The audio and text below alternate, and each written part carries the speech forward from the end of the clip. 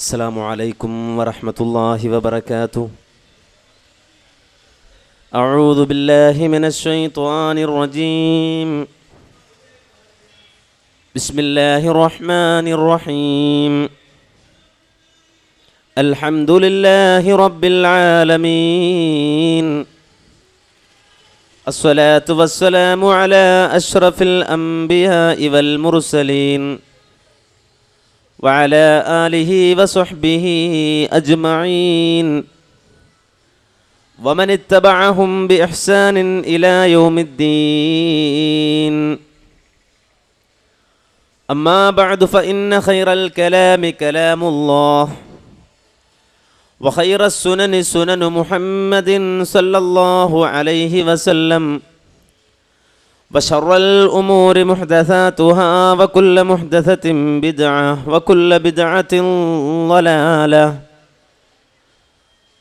أيها الناس أوصيكم عباد الله ونفسي أولا بتقوى الله. يا أيها الذين آمنوا اتقوا الله حق تقاته ولا تموتن إلا وأنتم مسلمون. أعوذ بالله من الشيطان الرجيم.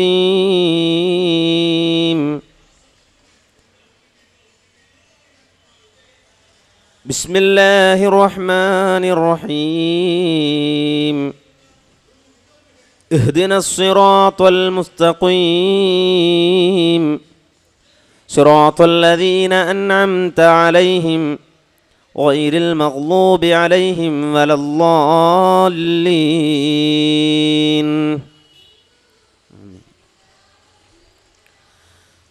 ബഹുമാന്യരായ സഹോദരങ്ങളെ, സുഹൃത്തുക്കളെ,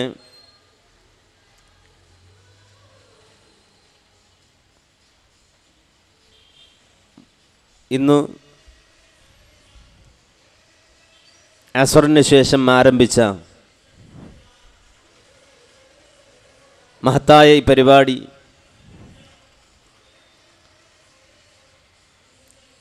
ഇതിൻ്റെ വ്യത്യസ്ത പ്രദേശങ്ങളിൽ ബൃഹത്തായ ദഅവ പ്രബോധന പ്രവർത്തനങ്ങൾക്കു ശേഷം സംഘടിപ്പിക്കപ്പെട്ടിട്ടുള്ളതാണ്. ഇസ്ലാം സമാധാനത്തിന് എന്ന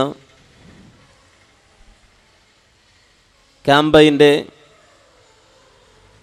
സമാപന സംഗമത്തിൻ്റെ പ്രചരണ ഭാഗമായി സംഘടിപ്പിക്കപ്പെട്ട ഈ പരിപാടിയിൽ ഈ സമയത്ത് സംസാരിക്കേണ്ടത് വളരെ വിശാലമായ നൂറ്റാണ്ടുകളുടെ ചരിത്രം പറയുന്ന, ലോകത്തെ ഏതു കാലഘട്ടത്തിൻ്റെയും ചരിത്രവുമായി ബന്ധപ്പെട്ടു നിൽക്കുന്ന പ്രവാചകന്മാരെ സംബന്ധിച്ചും അവർ ലോകത്തിന് മുന്നിൽ സമർപ്പിച്ച പാതയെ സംബന്ധിച്ചുമാണ്. നാം ഓരോരുത്തരും മനസ്സിലാക്കേണ്ടത്, ലോകത്ത് ജീവിക്കുന്ന മാനവ സമൂഹത്തിന് വഴികാട്ടിയായി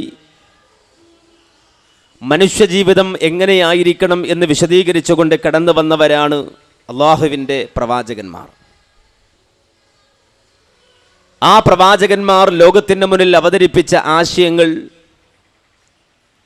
കേവലം മനുഷ്യൻ്റെ പരിമിതമായ ബുദ്ധിക്കുള്ളിൽ ഒതുങ്ങി നിന്നുകൊണ്ടുള്ള കണ്ടുപിടുത്തങ്ങളുടെയോ ഗവേഷണങ്ങളുടെയോ മനനങ്ങളുടെയോ അടിസ്ഥാനത്തിലുള്ളതല്ല. ഭൗതികമായ ഒരു മാനദണ്ഡത്തിലും പ്രവാചകന്മാരുടെ വിജ്ഞാനീയങ്ങളെ വിശദീകരിക്കുവാൻ സാധിക്കുകയില്ല.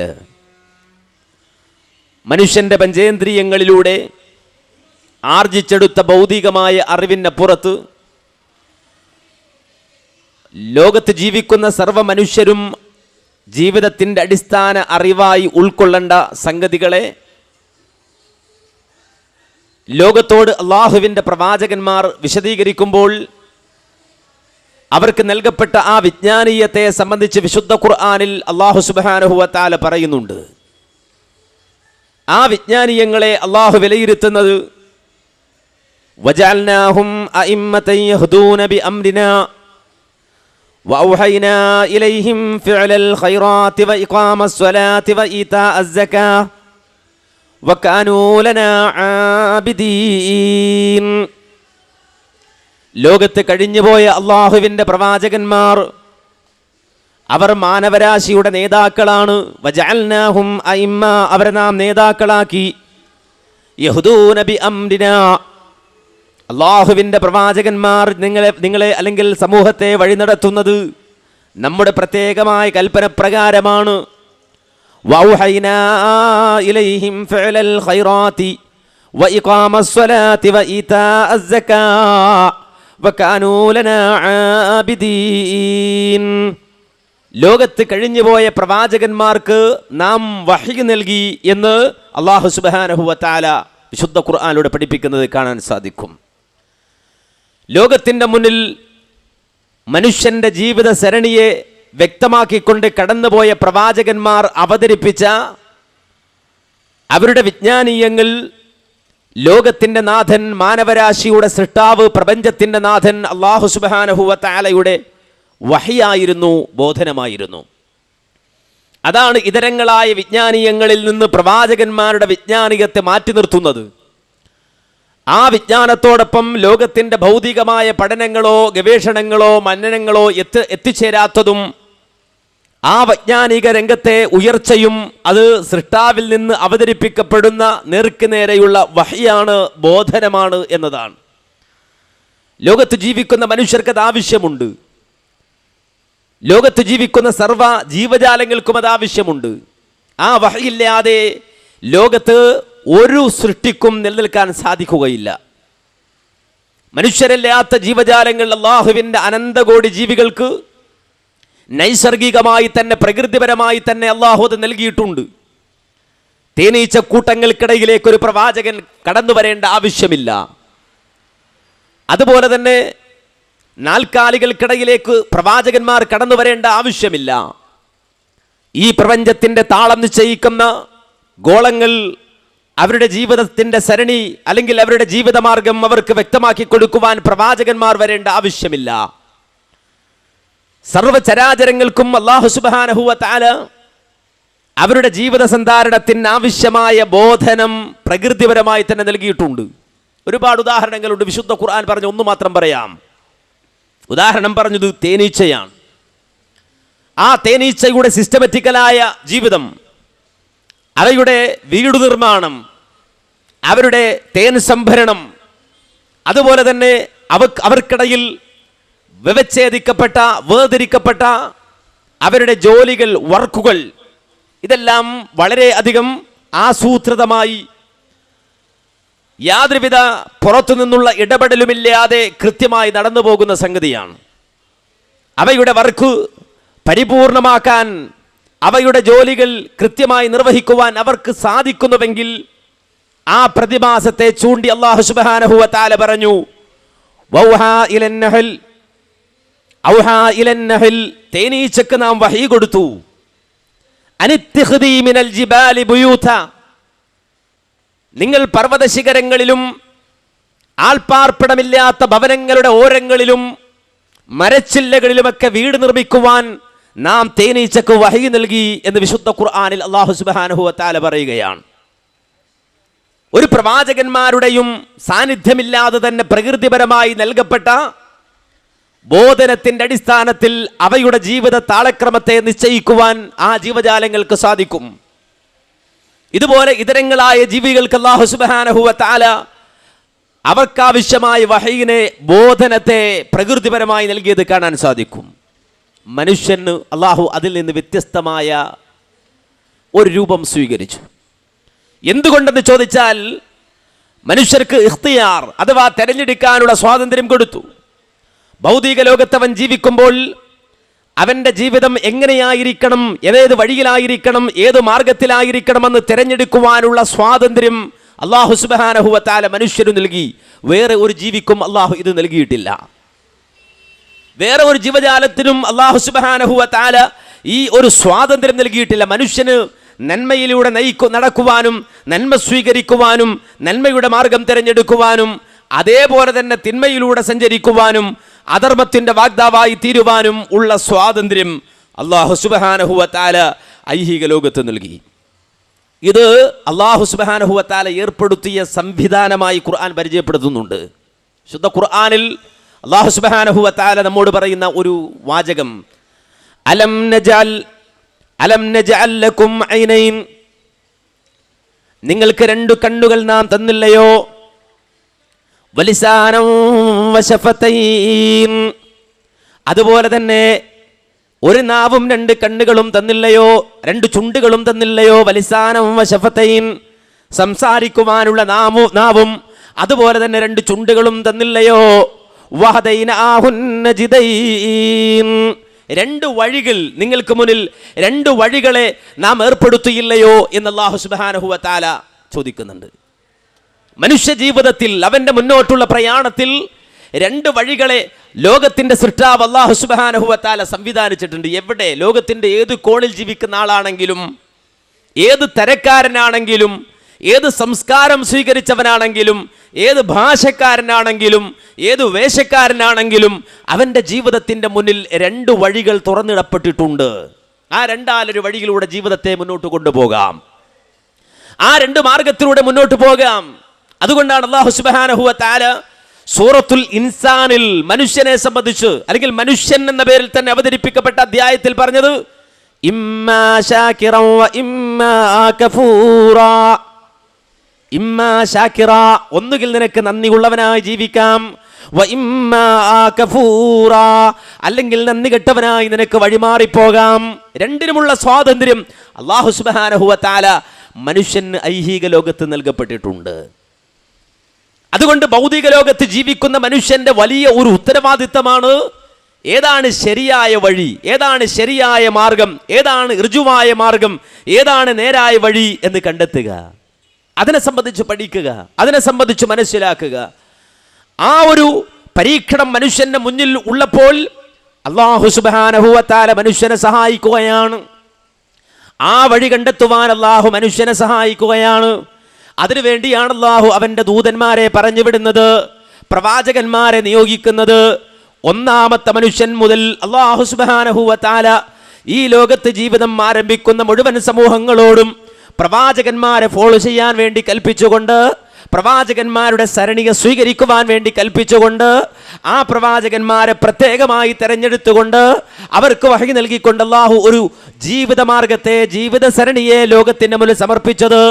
ഒന്നാമത്തെ മനുഷ്യനോട് തന്നെ അല്ലാഹു പറഞ്ഞ വാചകം അതാണല്ലോ, ഖുൽ നഹ്ബിതു മിൻഹാ ജമിആ ഇമ്മാ യഅതിയന്നകും മിന്നി ഹുദൻ ഫമൻ തബിഅ ഹുദായ ഫലാ ഖൗഫുൻ അലൈഹിം വലാ ഹും യഹ്സനൂൻ.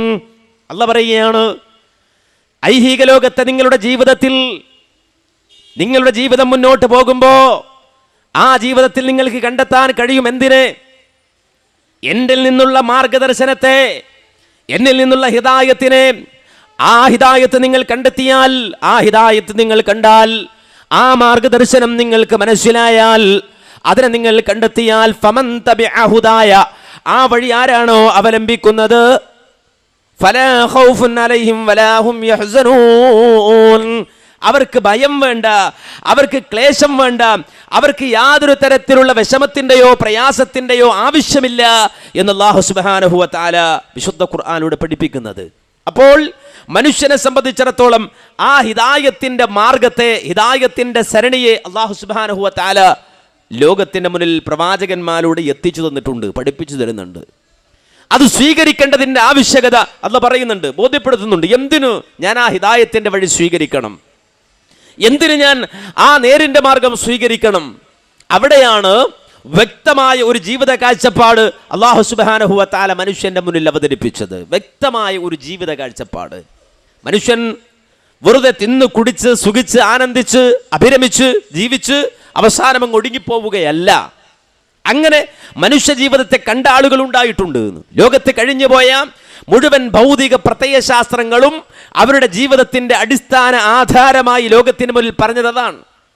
ലോകത്ത് കഴിഞ്ഞുപോയ ഏതെല്ലാം ഭൗതിക സരണികളുണ്ടോ, ഭൗതിക പ്രത്യയശാസ്ത്രങ്ങളുണ്ടോ, ആ ഭൗതിക പ്രത്യയശാസ്ത്രങ്ങൾ അഖിലം അവരുടെ ജീവിതത്തിന്റെ മാർഗമായി, അടിസ്ഥാനമായി വിവരിച്ചതും വിശദീകരിച്ചതും അതാണ്. അത് വിശുദ്ധ ഖുർആൻ എടുത്തുദ്ധരിച്ചു. വിശുദ്ധ ഖുർആൻ അത് പഠിപ്പിച്ചു. എന്താണത്?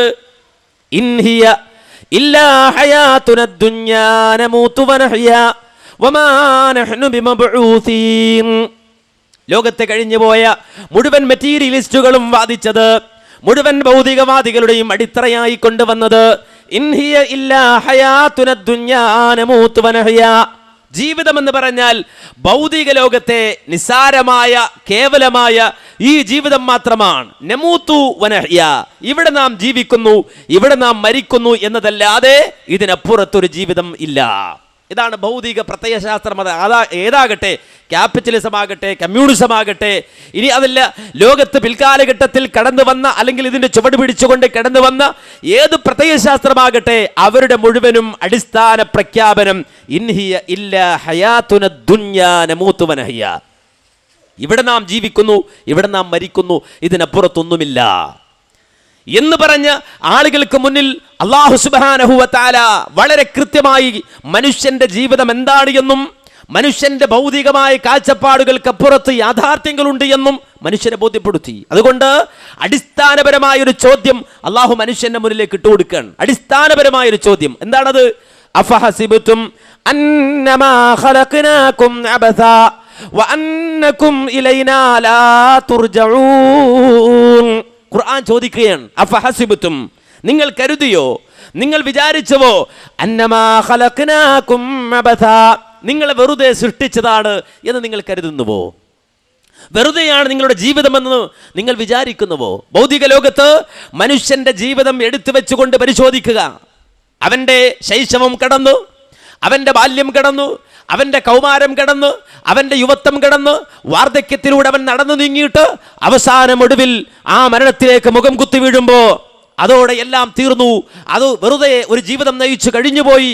ഒരു താൽക്കാലികമായ ജീവിതത്തിന്റെ സരണി, ആ സരണി മാത്രമാണ് അവന്റെ ജീവിതത്തിലൂടെ അവൻ നടന്നു നീങ്ങിയത് എന്നത് മനുഷ്യന്റെ ബുദ്ധിക്ക് ഉൾക്കൊള്ളാൻ കഴിയുന്നതാണോ? മനുഷ്യൻ ഉൾക്കൊള്ളാൻ കഴിയുന്നതാണോ എന്ന് വിശുദ്ധ ഖുർആൻ ചോദിക്കുകയാണ്. മനുഷ്യനോട് ചിന്തിക്കാൻ ആവശ്യപ്പെടുകയാണ്. നിങ്ങൾ ആലോചിച്ച് നോക്കൂ, ഒരു മനുഷ്യന്റെ ജീവിതത്തിന്റെ അധ്വാനങ്ങൾ മുഴുവനും വെറുതെയാണ് എന്ന് വന്നാൽ, ഞാനിവിടെ പ്രസംഗിക്കുന്നതും നിങ്ങൾ കേൾക്കുന്നതും ഒരാവശ്യമില്ലാത്ത വെറുതെ ഒരു പാഴ്വേലയാണ് എന്ന് വന്നാൽ, അതുപോലെ തന്നെ പകലന്തിയോളം ഞാൻ പണിയെടുക്കുന്നത് ഒരു വെറും വേലയാണ് എന്ന് വന്നാൽ, ഞാൻ എൻ്റെ മാതാപിതാക്കളെ ഏറ്റവും നല്ല നിലയിൽ പരിപാലിക്കുന്നതും, ഞാൻ എൻ്റെ അയൽവാസിയോട് മര്യാദക്ക് പെരുമാറുന്നതും, അതുപോലെ തന്നെ ഞാൻ അശരണരായ ആളുകളോട് കാരുണ്യം കാണിക്കുന്നതും, ഞാൻ അനാഥ മക്കൾക്ക് കൈത്താങ്ങാകുന്നതും വെറുതെയാണെന്ന് വന്നാൽ, മന്യ സഹോദരങ്ങളെ, നമ്മുടെ പ്രവർത്തനങ്ങൾക്ക് എന്ത് ഫലം? നമ്മുടെ ജീവിതം വെറും ഒരു പാഴ്വേലയാണ്. നേരം വെളുക്കുന്നു, വൈകുന്നേരമാകുന്നു, ഉണരുന്നു, ഉറങ്ങുന്നു, വിശക്കുന്നു, ഭക്ഷണം കഴിക്കുന്നു, മലമൂത്ര വിസർജനം ചെയ്യുന്നു, ഇതിനപ്പുറം ഒന്നുമില്ല എന്ന് വന്നാൽ, മന്യ സഹോദര, നമ്മളുടെ ജീവിതത്തിന് എന്തർത്ഥം? നമ്മുടെ അധ്വാനത്തിന് എന്തർത്ഥം? സത്യസന്ധതയ്ക്ക് എന്തർത്ഥം? ഇടപെടലുകൾക്ക് എന്തർത്ഥം? വിപ്ലവങ്ങൾക്ക് എന്തർത്ഥം? ഇൻകിലാബുകൾക്ക് എന്തർത്ഥം? ഒരർത്ഥവും ഉണ്ടാവുകയില്ല. അതുകൊണ്ട് വിശുദ്ധ ഖുർആൻ അടിസ്ഥാനപരമായി മനുഷ്യരോട് ചിന്തിക്കാനും മനുഷ്യരോട് ആലോചിക്കുവാനും പറഞ്ഞു. അഫഹസിബതും അന്നമാ ഖലഖനാകും അബസാ വഅന്നകും ഇലൈനാ ലാ തുർജഊൻ. നിങ്ങളുടെ ജീവിതം വെറുതെയാണ് എന്ന് നിങ്ങൾ കരുതുന്നുവോ? നിങ്ങൾ എങ്ങനെ വിചാരിക്കുന്നുവോ? വഅന്നകും ഇലൈനാ ലാ തുർജഊൻ, നിങ്ങൾ നമ്മിലേക്ക് മടക്കപ്പെടുകയില്ല എന്നാണോ നിങ്ങളുടെ വിചാരം? ഇത് വിശുദ്ധ ഖുർആൻ ഒരു ചോദ്യമായി ബുദ്ധിയുള്ള, ചിന്തിക്കുന്ന, ആലോചിക്കുന്ന, അതുപോലെ വിവേകമുള്ള മനുഷ്യന്റെ മുന്നിലേക്ക് അവതരിപ്പിച്ചുകൊണ്ട് അള്ളാഹു തന്നെ അതിന് മറുപടി പറഞ്ഞു തന്നു. ഒരിക്കലുമല്ല, ഒരിക്കലുമല്ല. വമാ ഖലഖ്നസ് സമാഅ വൽ അർള വമാ ബൈനഹുമാ ലാഇബീൻ. വിശാല വിസ്തൃതമായ ആകാശഭൂമികളെ സൃഷ്ടിച്ചത്, ആകാശഭൂമികൾക്കിടയിലെ അനന്തകോടി സംവിധാനങ്ങൾ നാം ഒരുക്കിയത് ഒരിക്കലും കളിയായിക്കൊണ്ടല്ല. ഖുർആന്റെ പ്രയോഗം അങ്ങനെയാണ്. വമാ ഖലഖ്നസ് സമാഅ വൽ അർള വമാ ബൈനഹുമാ ലാഇബീൻ. ലഅബ് എന്ന് പറഞ്ഞാൽ കളി എന്നാണ് അതിന്റെ അർത്ഥം. മൽഅബ് എന്ന് പറഞ്ഞാൽ കളിസ്ഥലം എന്നാണ് അർത്ഥം. ഇതൊരു കളിസ്ഥലമല്ല. ഈ സംവിധാനങ്ങൾ വെറുമൊരു കളിയല്ല. മാത്രമല്ല, വിശുദ്ധ ഖുർആൻ മറ്റൊരു സ്ഥലത്ത് അതേ കാര്യം മറ്റു രൂപത്തിൽ അവതരിപ്പിച്ചു പറഞ്ഞു, വമാ ഖലഖനസ് സമാഅ വൽ അർള വമാ ബൈനഹുമാ ബാത്തില ذلك ظن الذين كفروا فويل للذين كفروا من النار. അല്ലാഹു പറയുകയാണ്, വമാ ഖലഖനസ് സമാഅ വൽ അർള വമാ ബൈനഹുമാ ബാത്തില, വിശാല വിസ്തൃതമായ ആകാശങ്ങളും അതുപോലെ തന്നെ ഈ വിശാലമായ ഭൂമിയും ആകാശഭൂമികൾക്കിടയിലെ ഈ സംവിധാനങ്ങളും ഒരിക്കലും ബാത്തിലല്ല, നിരർത്ഥകമല്ല, അർത്ഥമില്ലാത്തതല്ല. നിങ്ങൾ ആലോചിച്ച് നോക്കൂ, ഭൂമിയിൽ ഒരു വാഴക്കന്ന് മുളച്ചു പൊന്നിയാൽ ആ വാഴക്കന്ന് അള്ളാഹു അതിന് നിശ്ചയിച്ച കാലയളവ് ഭൂമിയിൽ ജീവിച്ചാൽ അതിൻ്റെ ജീവിതം അവസാനിപ്പിക്കുന്നതിന് മുമ്പായി ഒരു ഡ്യൂട്ടി അതിന് നിർവഹിക്കാനുണ്ടാവും. ഒരു വാഴക്കൊരു ഡ്യൂട്ടി നിർവഹിക്കാനുണ്ടാവും, ഒരു കുലപ്പഴം സമ്മാനിക്കുക. ആ ഒരു കുലപ്പഴം ഒരു വാഴ സമ്മാനിച്ചുകൊണ്ട് അതിൻ്റെ ജീവിതം അവസാനിപ്പിക്കുമ്പോഴാണ് ആ വാഴയുടെ ജീവിതത്തിന് അർത്ഥം ഉണ്ടാകുന്നത്. നിങ്ങൾ ആലോചിച്ച് നോക്കൂ, ഇങ്ങനെ ലോകത്ത് മനുഷ്യ ജീവിതവുമായി ബന്ധപ്പെടുന്ന ഏതെല്ലാം ഉണ്ടോ അതിനൊക്കെ അർത്ഥമുണ്ട്, അതിൻ്റെയൊക്കെ ജീവിതത്തിന് അർത്ഥമുണ്ട്, അതിനൊക്കെ ഒരു ഡ്യൂട്ടിയുണ്ട്. എന്നാൽ മനുഷ്യൻ്റെ ജീവിതം മാത്രം ഒരു ഉത്തരവാദിത്വവുമില്ലാത്ത, ഒരു ഡ്യൂട്ടിയും നിർവഹിക്കാനില്ലാത്ത വൃഥാവിലായ ഒരു ജീവിതമാണ് എന്ന് കരുതുന്നുവോ? ഒരിക്കലുമില്ല. വിശാല വിസ്തൃതമായ ആകാശഭൂമികൾ മുഴുവനും അതിലെ സർവമാന വസ്തുക്കൾ മുഴുവനും നിരർത്ഥകമല്ല, അതിനെല്ലാം അർത്ഥമുണ്ട് എന്ന് അല്ലാഹു സുബ്ഹാനഹു വ തആല പറയുകയാണ്, പഠിപ്പിക്കുകയാണ്. അത് മനുഷ്യർക്ക് ബോധ്യപ്പെടണമെങ്കിൽ വിശാലമായ പ്രപഞ്ചത്തിൻ്റെ സംവിധാനങ്ങളിലേക്ക് സൂക്ഷ്മമായി നോക്കാനാണ് അല്ലാഹു സുബ്ഹാനഹു വ തആല ആവശ്യപ്പെട്ടത്. ഈ പ്രപഞ്ചത്തിൻ്റെ സ്ഥായിയായ അല്ലാഹു ഏർപ്പെടുത്തിയ അതിസങ്കീർണമായ കണക്കുകളിലേക്ക്, അതിൻ്റെ നിലനിൽപ്പുകളിലേക്ക് നോക്കിയിട്ടത് ബോധ്യപ്പെടാൻ അല്ലാഹു പറയാൻ, ബുദ്ധിയുള്ളവൻ അത് കണ്ടെത്തുമെന്നാണ് ഖുർആൻ പറഞ്ഞത്. അതാണ് വിശുദ്ധ ഖുർആനിൽ അല്ലാഹു സുബ്ഹാനഹു വ തആല സൂറത്ത് ആൽ ഇംറാൻ 190, 191 സൂക്തങ്ങളിലൂടെ പഠിപ്പിച്ചത്. എന്താണ് അവിടെ അല്ലാഹു പറഞ്ഞത്? ഇന്ന ഫീ ഖൽഖിസ് സമാവാതി വൽ അർളി വഖ്തിലാഫിൽ ലൈലി വൻ നഹാരി ലആയാതിൻ ലിഉലിൽ അൽബാബ് الذين يذكرون الله قياما وقعودا وعلى جنوبهم ويتفكرون في خلق السماوات والأرض ربنا ما خلقت هذا باطلا سبحانك فقنا عذاب النار. الله പറയാണ്, ഇന്ന ഫീ ഖൽഖിസ് സമാവാതി വൽ അർളി, ആകാശഭൂമികളുടെ സൃഷ്ടിപ്പിലും വഖ്തിലാഫിൽ ലൈലി വന്നഹാരി, രാപ്പകലുകളുടെ മാറ്റത്തിലും ലആയാതിൽ ലിഉലിൽ അൽബാബ്, ഉറ്റാലോചിക്കുന്നവർക്ക് ധാരാളം ധാരാളം ദൃഷ്ടാന്തങ്ങളുണ്ട്. ചിന്തിക്കുന്നവന് ധാരാളം ദൃഷ്ടാന്തങ്ങളുണ്ട്. പ്രപഞ്ചത്തിൻ്റെ ഈ സംവിധാനങ്ങളിലേക്ക് നോക്കിയിട്ട് ഉറ്റാലോചിക്കുവാൻ, ചിന്തിക്കുവാൻ അല്ലാഹു സുബ്ഹാനഹു വ തആല ആവശ്യപ്പെടുകയാണ്. അങ്ങനെ ഒരു ചിന്ത മനുഷ്യന് വേണം. ഈ പ്രപഞ്ചത്തിൻ്റെ നിലനിൽപ്പിനെ സംബന്ധിച്ച ഒരു അന്വേഷണം മനുഷ്യന് ആവശ്യമുണ്ട്. അതിനു വേണ്ടിയുള്ള എല്ലാ പഠനങ്ങളും മനുഷ്യൻ നടത്തുമ്പോൾ ബുദ്ധിയുള്ളവന്, ഉറ്റാലോചിക്കുന്നവന് നിരവധി അനവധി ദൃഷ്ടാന്തങ്ങളുണ്ട് എന്ന് പറഞ്ഞ ഉടൻ അള്ളാഹു അതിനോട് ചേർത്തുകൊണ്ട് പറഞ്ഞു, ആരാണ് ഉലുൽ അൽബാബ്? ചിന്തിക്കുന്നവൻ, ബുദ്ധിയുള്ളവൻ ആരാണ്? കോടിക്കണക്കിന് ഡോളറുകൾ മുടക്കിയിട്ട് ബഹിരാകാശ പര്യവേഷണങ്ങൾ നടത്തിയിട്ട് അതിലൂടെ ലോകപ്രസിദ്ധി നേടി, നോബൽ സമ്മാനങ്ങൾ നേടി, അതിൻ്റെ മേൽ വീമ്പ് പറയുന്നവനാണ് ബുദ്ധിമാനെന്ന് അള്ളാഹു പറഞ്ഞില്ല.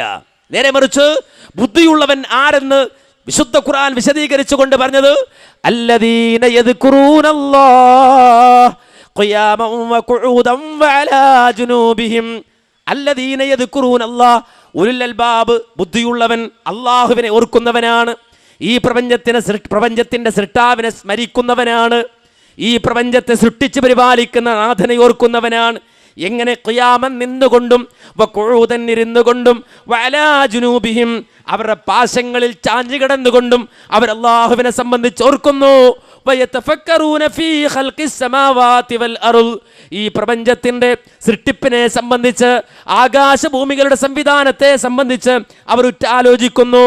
എന്നിട്ട് അവർ പറയുന്നു, റബ്ബനാ മാ ഖലഖ്ത ഹാദാ ബാതിലാ, അല്ലാഹുവേ ഇതൊന്നും വെറുതെ സൃഷ്ടിച്ചതല്ല, ഇതൊന്നും പാഴ്വിലല്ല, ഇതൊന്നും നീ സൃഷ്ടിച്ചത് വെറുതെയല്ല, വൃഥാവിലല്ല. അതുകൊണ്ട് സുബ്ഹാനക്, നിന്റെ പരിശുദ്ധിയെ ഞങ്ങൾ വാഴ്ത്തുകയാണ്.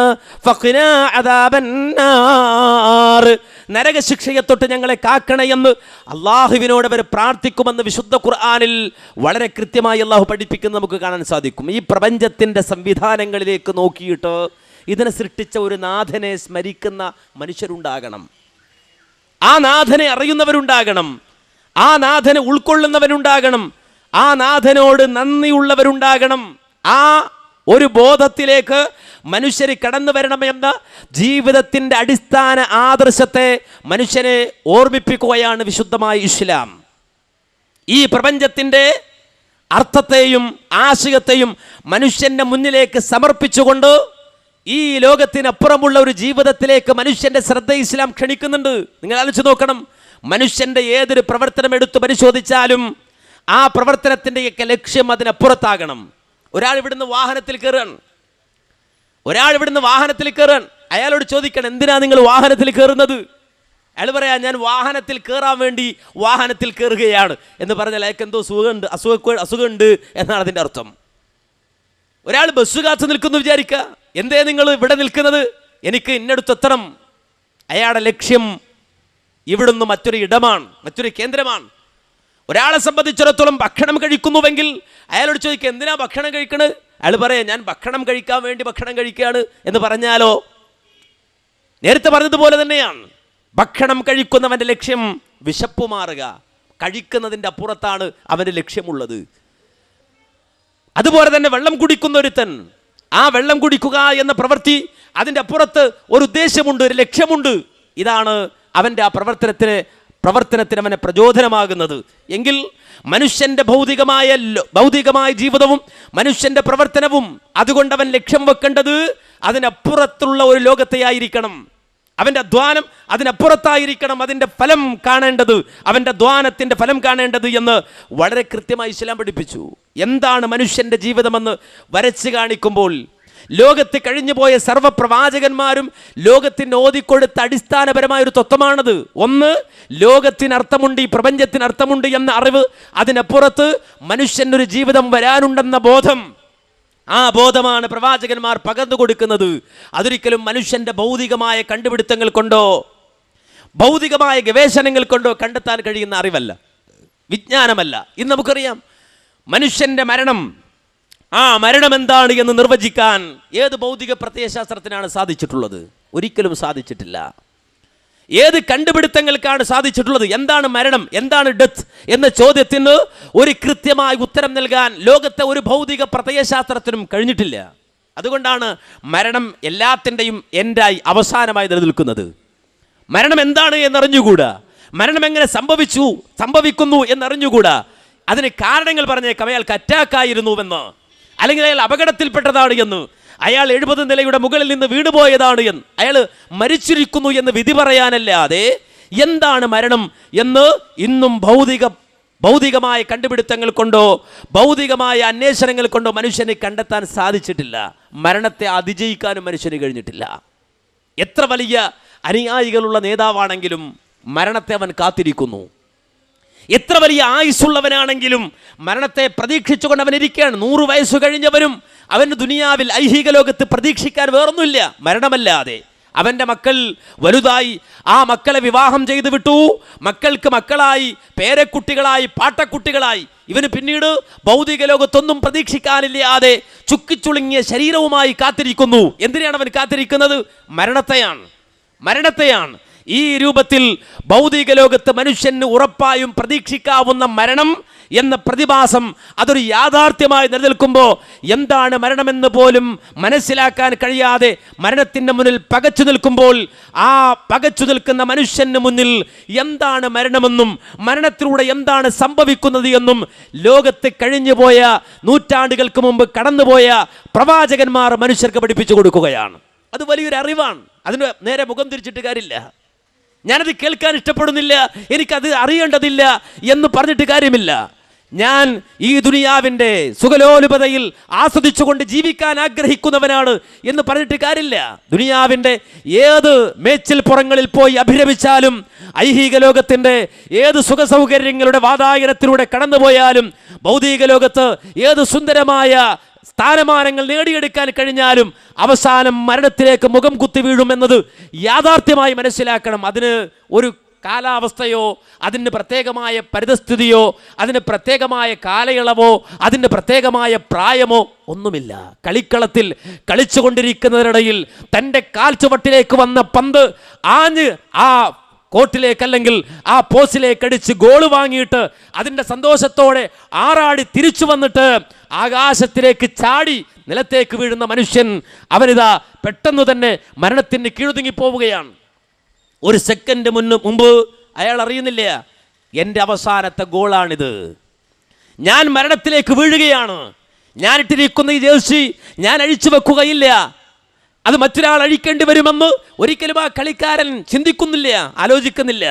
മനസ്സിലാക്കേണ്ടതുണ്ട്, ആഘോഷത്തിനിടയിൽ സന്തോഷത്തിനിടയിൽ പുതിയ ലോകം കീഴടക്കിയതിനിടയിൽ വലിയ ആളുകളിലൂടെ സന്തോഷത്തോടെ ആനന്ദത്തോടെ നടന്നു പോകുന്ന ആ ആളുകൾ അവരുടെ ഒക്കത്തിരിക്കുന്ന കുഞ്ഞു നിലത്തേക്ക് വീണു പോകുമെന്നോ എൻ്റെ പിഞ്ചോമന അടുത്ത സെക്കൻഡിൽ മരിക്കുമെന്നോ വിചാരിക്കാതെ ആഘോഷത്തിൻ്റെ സന്തോഷത്തിൻ്റെ ആ സന്തോഷത്തിൽ ആറാടുന്നതിനിടക്ക് സ്വന്തം കുഞ്ഞിൻ്റെ മരണത്തിന് മൂകയായി നോക്കി നിൽക്കേണ്ടി വരുന്ന ഉമ്മമാരുണ്ട്.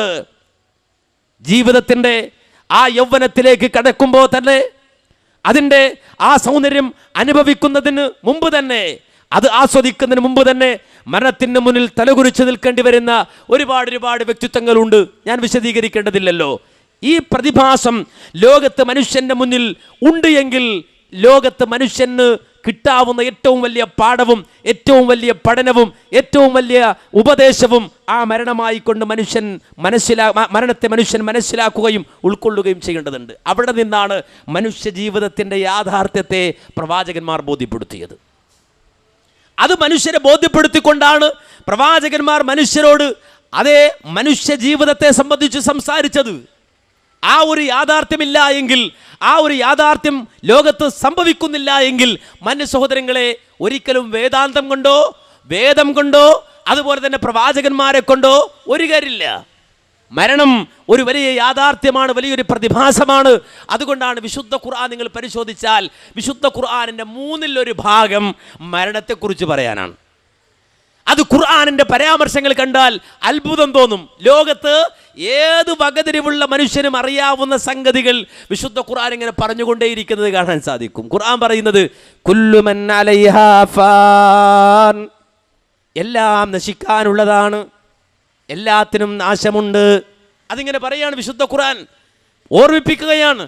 മാത്രമല്ല കുല്ലു നഫ്സിൻ ദാഇഖത്തുൽ മൗത്ത്, എല്ലാ ആത്മാക്കളും മരണം ആസ്വദിക്കുന്നതാണ്, മരണം രുചിക്കുന്നതാണ്. വീണ്ടും ഖുർആൻ പറയാണ് ഖുൽ ഇന്നൽ മൗതല്ലദീ തഫിറൂന മിൻഹു ഫഇന്നഹു മുലാഖീകും, നിങ്ങൾ ഓടുന്ന മരണം, നിങ്ങൾ ഓടിയകലുന്ന മരണം, നിങ്ങൾ എത്ര ഓടിയാലും ശരി, ഫഇന്നഹു മുലാഖീകും, നിങ്ങളെ കാത്തുകൊണ്ട് വഴിയിൽ നിൽപ്പുണ്ടാകും. ഖുർആന്റെ പ്രയോഗം എങ്ങനെയാണ്?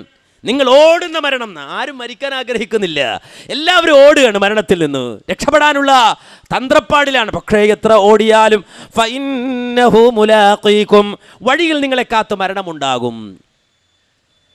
ഐനമാ തകൂനു യുദ്രികുകുമുൽ മൗത്ത് വലൗ കുന്തും ഫീ ബുറൂജിൻ മുശയ്യദ, കെട്ടിയടക്കപ്പെട്ടൊരു കോട്ടയിൽ കയറി നിങ്ങൾ ഒളിച്ചിരുന്നാലും മരണം നിങ്ങളെ കാത്തവിടെയുണ്ടാകും. ഖുർആൻ പറയാണ് ഐനമാ തകൂനു, എവിടെയായിരുന്നാലും നിങ്ങൾ മരിക്കും. ഇതൊക്കെ എല്ലാവർക്കും അറിയുന്ന കാര്യമാണ്. പിന്നെന്തിനാ ഖുർആൻ ഇങ്ങനെ ആവർത്തിച്ച് പറയുന്നത്? നമ്മുടെയൊക്കെ ജീവിതം പരിശോധിച്ചാൽ, നമ്മുടെയൊക്കെ പ്രവർത്തനങ്ങൾ പരിശോധിച്ചാൽ നമ്മളൊന്നും മരിക്കാത്തവരെ പോലെയാണ് പ്രവർത്തിക്കുന്നത്. ഇത് നമുക്ക് ബാധകമല്ല. ഒരിക്കലും ഞാൻ മരിക്കും എന്ന് ഉറപ്പിക്കുമ്പോൾ എൻ്റെ മനസ്സിനതങ്ങോട്ട് പൂർണ്ണമായിട്ട് ഉൾക്കൊള്ളാൻ കഴിയാത്തതുപോലെ, വേറെ ആർക്കോ ഉള്ളൊരു സംഗതി പോലെ പലപ്പോഴും ഏറ്റവും അധികം മനുഷ്യൻ മറന്നു പോകുന്ന, മനുഷ്യൻ വിസ്മരിച്ചു പോകുന്ന ഒന്നായി മരണം മാറുമ്പോൾ വിശുദ്ധ ഖുർആൻ അടിക്കടി ഓർമ്മിപ്പിക്കാണ് മനുഷ്യരെ വിളിച്ചിട്ട്, എവിടെ വെച്ചായിരുന്നാലും മരിക്കും. ആ മരണത്തെ ഓർമ്മിപ്പിച്ചിട്ട് മരണം എന്ന പ്രതിഭാസത്തെ മനുഷ്യന് മുന്നിൽ അവതരിപ്പിച്ചു പോകുക മാത്രമല്ല ഖുർആൻ ചെയ്യുന്നത്. അങ്ങനെയായിരുന്നുവെങ്കിൽ അത് ലോക വിഡിത്തമാകുമായിരുന്നു. മരിക്കുമെന്ന് പറഞ്ഞുകൊണ്ട് മാത്രം ആ വേദഗ്രന്ഥം എല്ലാ വിഷയങ്ങളും അവസാനിപ്പിച്ച് മരണമുണ്ട് എന്ന് മാത്രം പറഞ്ഞു പോവുകയാണെങ്കിൽ, അത് പറഞ്ഞുകൊണ്ട് മാത്രം മനുഷ്യനെ ഭയപ്പെടുത്തുകയായിരുന്നെങ്കിൽ അത് ലോക വിഡിത്താകായിരുന്നു. കാരണം ലോകത്തെ വലിയ അനുഗ്രഹങ്ങളിൽ ഒന്നാണ് ഈ മരണം. ലോകത്തെ വലിയ അനുഗ്രഹങ്ങളിൽ ഒന്നാണ് മരണം. മരണമില്ലായിരുന്നെങ്കിൽ, ലോകത്തെ മനുഷ്യരൊന്നും മരിച്ചില്ലായിരുന്നെങ്കിൽ അവസ്ഥകൾ ആലോചിച്ച് നോക്കൂ. ലോകത്തിലെ ആളുകൾക്ക് മരണമില്ലായിരുന്നെങ്കിൽ, നമുക്കാർക്കും മരണമില്ലായിരുന്നെങ്കിൽ എന്തായിരിക്കും അവസ്ഥ? ആ ഒരു അവസ്ഥയെ സംബന്ധിച്ച് ചിന്തിച്ച ആളുകളുണ്ട്. ഇപ്പൊ നമുക്കറിയാം, കുഞ്ചൻ നമ്പ്യാരെ കുറിച്ച് വായിക്കുമ്പോൾ, കുഞ്ചൻ നമ്പ്യാരെ കുറിച്ച് പഠിക്കുമ്പോൾ അദ്ദേഹത്തിന്റെ തുള്ളലിലൊരു വിഷയം ഇതാണ്. എന്ന് വെച്ചാൽ കാലൻ പണിമുടക്കി. അയാളുടെ വിശ്വാസപ്രകാരം കാലനാണ് ആത്മാവിനെ പിടിക്കുന്നത്, ആളുകളെ മരിപ്പിക്കുന്നത്. കാലൻ പണിമുടക്കി. ആ കാലന്റെ പണിമുടക്ക് വന്നപ്പോൾ ഉണ്ടായ ലോകത്തിന്റെ അവസ്ഥയെ സംബന്ധിച്ച് അദ്ദേഹം ഭാവനയിൽ കാണുന്നുണ്ട്. അച്ഛൻ്റെ അച്ഛനും അച്ഛൻ്റെ മുത്തച്ഛനും, അങ്ങനെ മുത്തച്ഛൻ്റെ മുത്തച്ഛനും, അങ്ങനെ ആളുകളൊക്കെ ഇവിടെ ഇങ്ങനെ ബാക്കിയാവാണ്. അച്ഛനുണ്ട്, അച്ഛൻ്റെ അച്ഛനുണ്ട്, അച്ഛൻ്റെ മുത്തച്ഛനുണ്ട്. അങ്ങനെ ഈ മുത്തച്ഛന്മാരും മുത്തച്ഛൻ്റെ മുത്തച്ഛനുമൊക്കെ ഇങ്ങനെ വളഞ്ഞുകൂടി വീട്ടിൽ തന്നെ ഇരിക്കുകയാണ്. അവർക്ക് കഴിക്കാൻ ഭക്ഷണം വേണം. ആ ഭക്ഷണത്തിന് വേണ്ടിയിട്ട് ഓടുകയാണ്. അവസാനം ദാരിദ്ര്യം കുടിൽ കയറുകയാണ്. ദാരിദ്ര്യം കയറിയപ്പോഴോ കള്ളന്മാർ പുറത്തിറങ്ങുകയാണ്. അവരെ പിടിക്കാൻ പറ്റുമോ? പിടിച്ചിട്ട് കാര്യമില്ല, കാര്യം മരിക്കാൻ പറ്റില്ലല്ലോ, കൊല്ലാൻ പറ്റില്ലല്ലോ, വധശിക്ഷയില്ല. നാട്ടിൽ കള്ളന്മാരും അരാജകത്വം ഒക്കെ പെരുകി അവസാനം ദാരിദ്ര്യം കുമിഞ്ഞുകൂടി. അവസാനം ആകെ പ്രശ്നമായി. അങ്ങനെ അവസ്ഥയിലേക്ക് ലോകത്തിന്റെ താളം തെറ്റിപ്പോയി. ആ രംഗത്തെ സംബന്ധിച്ച് നമ്പ്യാർ നല്ല രൂപത്തിൽ വിശദീകരിക്കുന്നത് കാണാൻ സാധിക്കും. അപ്പം മരണം വലിയൊരു അനുഗ്രഹമാണ്, അത് വലിയൊരു ആശ്വാസമാണ്. എന്നാൽ ലോകത്ത് ഏതൊരു മനുഷ്യനെയും വായടപ്പിക്കുന്ന മരണം എന്ന പ്രതിഭാസം അത് അനുഗ്രഹമായി നിലനിൽക്കുമ്പോൾ തന്നെ ആ മരണത്തിലൂടെ സംഭവിക്കുന്നത് എന്ത് എന്ന് പാരാസൈക്കോളജിയുടെ വഴിവിട്ട അന്വേഷണങ്ങൾ കടന്നു വരുന്നതിന് മുമ്പ് ലോകത്ത് കടന്നുപോയ അമ്പിയാക്കൾ പറഞ്ഞു തന്നു. നിങ്ങൾ ആലോചിച്ച് നോക്കൂ, ഭൗതികവാദികൾക്ക് സംഭവിച്ച അബദ്ധം എന്താണ് എന്ന്.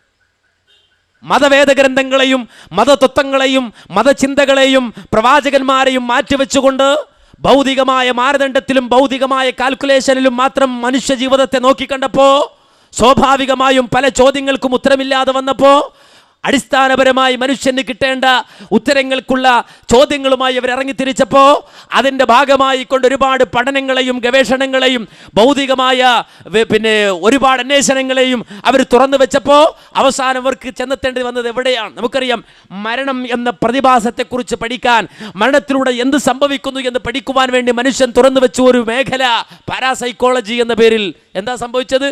അവസാനം പ്രേതഭൂത പിശാചുക്കൾ ലോകത്ത് അവർ വിഹരിച്ചുകൊണ്ടിരിക്കുകയാണ്. പ്രേതഭൂത പിശാചുക്കളുടെ ലോകത്ത് പാരാസൈക്കോളജി എന്ന് പറയുന്ന ആ പഠന വിഭാഗം തന്നെ വഴിവിട്ടു പോയത് നമുക്ക് കാണാൻ കഴിഞ്ഞു. ഇവിടെയാണ് കൃത്യമായി അള്ളാഹുവിൻ്റെ പ്രവാചകന്മാർ വന്നുകൊണ്ട് മനുഷ്യൻ്റെ അഞ്ചിന്ദ്രിയങ്ങൾ കൊണ്ടും കണ്ടെത്താൻ കഴിയാത്ത വിജ്ഞാന ലോകത്തെ മനുഷ്യന് മുന്നിൽ തുറന്നു വെച്ചത്, മനുഷ്യന് പഠിപ്പിച്ചു തന്നത്. അവിടുന്ന് പ്രവാചകന്മാർ വരച്ചു കാട്ടി മരണം. കല്ല ഇദാ ബലഗതി തറാഖിയ വഖീല മൻ റാഖ് വലന്ന അന്നഹുൽ ഫിറാഖ് വൽതഫത്തി الساق بالساق ഇലാ റബ്ബിക യൗമഇദിനിൽ മസാഖ്. കല്ല, ഓടിക്കിതക്കുന്ന മനുഷ്യൻ, ഭൗതിക ലോകത്ത് ആടി ഉറയുന്ന മനുഷ്യൻ, ഭൗതിക ലോകത്ത് എല്ലാവിധ ചിന്തയും മാറ്റിവെച്ചുകൊണ്ട് ജീവിതത്തിന്റെ സുഖസൗകര്യങ്ങളിൽ നെകളിക്കുന്ന മനുഷ്യൻ, അവരെ വിളിച്ചിട്ട് പറയാണ്, കല്ല, വേണ്ടടോ വേണ്ട. ഇദാ ബലഗതി തറാഖിയ, നിന്റെ ആത്മാവ് തൊണ്ടക്കുഴിയിലെത്തിയാൽ ഒരു മനുഷ്യന്റെ ജീവിതത്തിന്റെ ഏറ്റവും വലിയ വേദന അവൻ അനുഭവിക്കുന്ന നിമിഷം, വേർപാടിന്റെ നിമിഷം ഏതൊരു മനുഷ്യനും അറിയുമെന്നാണ്. മരിക്കുന്ന നേരത്ത് ഞാൻ മരിക്കുകയാണ്, വല്ലാത്തൊരവസ്ഥയാണത്, ഞാൻ മരിച്ചുകൊണ്ടിരിക്കുകയാണെന്ന് ഓരോരുത്തരും അറിയുന്ന സമയം. വലന്ന അന്നഹുൽ ഫിറാഖ്, ഖുർആൻ എങ്ങനെയാ പറയുന്നത്? മരണം ഓരോരുത്തരും സ്വയം ഉറപ്പിക്കുന്ന നിമിഷം, സ്വയം ഞാൻ മരിക്കുകയാണെന്ന് ബോധ്യപ്പെടുന്ന നിമിഷം, അതിൻ്റെ വിറയലും ബേജാറും അതുപോലെ തന്നെ പ്രയാസങ്ങളും പ്രകടിപ്പിച്ചു കൊണ്ടിരിക്കുമ്പോൾ വഖീല മൻ റാഖ്, അവിടെ ചോദിക്കപ്പെടുമെന്നാണ്. എന്താണ് ചോദ്യം? മൻ റാഖ്, ആരാണ് ഈ മനുഷ്യനെ ഒന്ന് മന്ത്രിക്കാനുള്ളത്? അതാണ് അതിൻ്റെ ഒരു വ്യാഖ്യാനം. ആരാണെന്ന് മന്ത്രിക്കാനുള്ളത്? ആ മനുഷ്യൻ്റെ ബേജാറ് കണ്ടോ, വേവലാതി കണ്ടോ എന്ന് ചോദിക്കുന്ന സമയം രണ്ടാമത്തെ വ്യാഖ്യാനം മൻ റാഖ്, ആരാണ് ഈ മനുഷ്യൻ്റെ ആത്മാവിനെ ഉയർത്തിക്കൊണ്ടു പോവുക? റാഖ്, ആകാശത്തേക്ക് ഇങ്ങനെ ഉയർത്തുന്നത് ആരാണ്? ആരാണ് ഈ മനുഷ്യൻ്റെ ആത്മാവിനെ ഉയർത്തിക്കൊണ്ടു പോവുക എന്ന് മലക്കുകൾ ചോദിക്കുന്നത്. ആ ചോദിക്കുന്ന സമയം രണ്ടായിരുന്നാലും രണ്ടു വ്യാഖ്യാനവും അവിടെ ആപ്റ്റാണ്. ഓരോ മനുഷ്യനും മരണമുറപ്പിക്കുമ്പോൾ ഒരു മനുഷ്യന്റെ ജീവിതത്തിന്റെ അവസാന പ്രകടനമായി എന്തെല്ലാം കാഴ്ചവെച്ചവനാണ് അവൻ. അവൻ വലിയ പ്രഭാഷകനായിരുന്നു, അവൻ വലിയ ബിസിനസ്സുകാരനായിരുന്നു, അവൻ വലിയ നോവലിസ്റ്റായിരുന്നു, അവൻ വലിയ കാറോട്ടക്കാരനായിരുന്നു, അവൻ നല്ല ഫുട്ബോൾ പ്ലെയറായിരുന്നു, അവൻ നല്ല ക്രിക്കറ്റ് കളിക്കാരനായിരുന്നു. പക്ഷേ ഈ പ്രകടനങ്ങളെല്ലാം അവസാനിപ്പിച്ചിട്ട് അവൻ്റെ ജീവിതത്തിൻ്റെ അവസാന പ്രകടനമായി രണ്ട് കാലുകളും ചേർത്ത് വെച്ചുകൊണ്ട് കോച്ച് വലിച്ചാൽ അതോടെ അവൻ്റെ ചലനം ഇതാ അവസാനിച്ചു, അവൻ്റെ ഹൃദയമിടിപ്പ് അവസാനിച്ചു, അവൻ്റെ ശരീരത്തിൻ്റെ ദഹനേന്ദ്രിയ വ്യവസ്ഥ പ്രവർത്തനം അവസാനിപ്പിച്ചു. അങ്ങനെ ഇതാ അവൻ്റെ ജീവിതത്തിൻ്റെ അവസാന പ്രകടനമായി കൊണ്ട് രണ്ട് കാലുകളും ചേർത്ത് വലിച്ചാൽ അതോടെ എല്ലാം തീർന്നു എന്ന് ഖുർആൻ പറഞ്ഞില്ല, അതോടെ എല്ലാം അവസാനിച്ചു എന്ന് ഖുർആൻ പറഞ്ഞില്ല. നേരെ മറിച്ച് ഖുർആനിലേക്ക് ചേർത്ത് പറഞ്ഞു. എന്താണെന്നറിയുമോ? ഇലാ റബ്ബിക യൗമഇദിനിൽ മസാഖ്. ഇനി അവൻ തിരിച്ചു പോകുന്ന സമയമാണ്, ഇനി അവൻ്റെ മടങ്ങിപ്പോക്കാണ്. എങ്ങോട്ടാണ് അവൻ മടങ്ങിപ്പോകുന്നത്? അവനെ സൃഷ്ടിച്ച നാഥന്റെ അടുക്കലേക്ക് അവൻ തിരിച്ചു പോവുകയാണ്. അവൻ്റെ ജോലി അവസാനിപ്പിച്ചവൻ യഥാർത്ഥമായ സങ്കേതത്തിലേക്ക് മടങ്ങുകയാണ്. ഇലാ റബ്ബിക യൗമഇദിനിൽ മസാഖ്. നിന്റെ റബ്ബിന്റെ അടുക്കിലേക്ക് നീ മടങ്ങുകയാണ്. മനുഷ്യൻ തിരിച്ചു പോവുകയാണ്. മാന്യ സഹോദരങ്ങളെ, ഇവിടെയാണ് മനുഷ്യന്റെ ജീവിതവും പ്രശ്നമാകുന്നതും മരണവും പ്രശ്നമാകുന്നത്. ഈ ഒരു പ്രതിഭാസം കൊണ്ടാണ് മനുഷ്യന്റെ ജീവിതവും മരണവും മനുഷ്യന് പ്രശ്നമാകുന്നത്. ഇതൊന്നും ഇല്ലെങ്കിലോ, ആ ഒരു മടങ്ങിപ്പോക്ക്, റബ്ബിലേക്കുള്ളൊരു തിരിച്ചുപോക്ക് ഇല്ലെങ്കിലോ, നിങ്ങൾ ആലോചിച്ച് നോക്കൂ, എത്ര സുന്ദരമാണ്. ജീവിതവും സുന്ദരമാണ്, മരണവും സുന്ദരമാണ്. കാര്യം എന്താ? ഒരു കവി പണ്ട് പറഞ്ഞു, അദ്ദേഹം പാടി, എന്താ പാടിയത്? ഫലൗ കുന്നാ ഇദാ മിത്നാ തുരികിനാ ലകാനൽ മൗതു റാഹത കുല്ലി ഹയ്യ് വലാകിന്നാ ഇദാ മിത്നാ ബുഇസ്നാ വനുസ്അലു ബഅദഹു അൻ കുല്ലി ശൈഇ. ഫലൗ കുന്നാ ഇദാ മിത്നാ തുരികിനാ, ഞാനങ്ങ് മരിച്ചാൽ, ഞാനങ്ങ് ഉപേക്ഷിക്കപ്പെട്ടിരുന്നെങ്കിൽ, ഞാൻ മണ്ണോട് മണ്ണ് ചേർന്ന് പോയിരുന്നെങ്കിൽ, മരണത്തോടെയെല്ലാം അവസാനിച്ചിരുന്നെങ്കിൽ, ലകാനൽ മൗതു റാഹത കുല്ലി ഹയ്യ്, ഈ ലോകത്തെ ഏറ്റവും സുന്ദരമായ വാക്ക് മരണമെന്നതാകുമായിരുന്നു. മരണം എല്ലാ ജീവികൾക്കും ഒരു അനുഗ്രഹമാകുമായിരുന്നു. മരണം വലിയ റാഹത്താകുമായിരുന്നു. ജീവിതം അടിച്ചു പൊളിച്ച് ആസ്വദിക്കുക, തിന്നും കുടിച്ചും രസിച്ചും രമിച്ചും ജീവിതം തീർക്കുക, അത് കഴിവിൻ്റെ പരമാവധി കൊണ്ട് സുഖിക്കുക. അങ്ങനെ ജീവിച്ച് അവസാനം ജീവിതം ഒടുക്കിയാൽ അതോടെ തീർന്നല്ലോ, പ്രശ്നമില്ലല്ലോ. അങ്ങനെ ജീവിതത്തെ മാറ്റാമായിരുന്നു. പക്ഷേ അങ്ങനെയല്ലല്ലോ. വലാകിന്നാ ഇദാ മിത്നാ ബുഇത്നാ വനുസ്അലു ബഅദഹു അൻ കുല്ലി ശൈഇ. നാം മരിച്ചാൽ രണ്ടാമത് ഉയർത്തെഴുന്നേൽപ്പിക്കപ്പെടുമല്ലോ, രണ്ടാമത് പുനരുദ്ധാനമുണ്ടാകുമല്ലോ.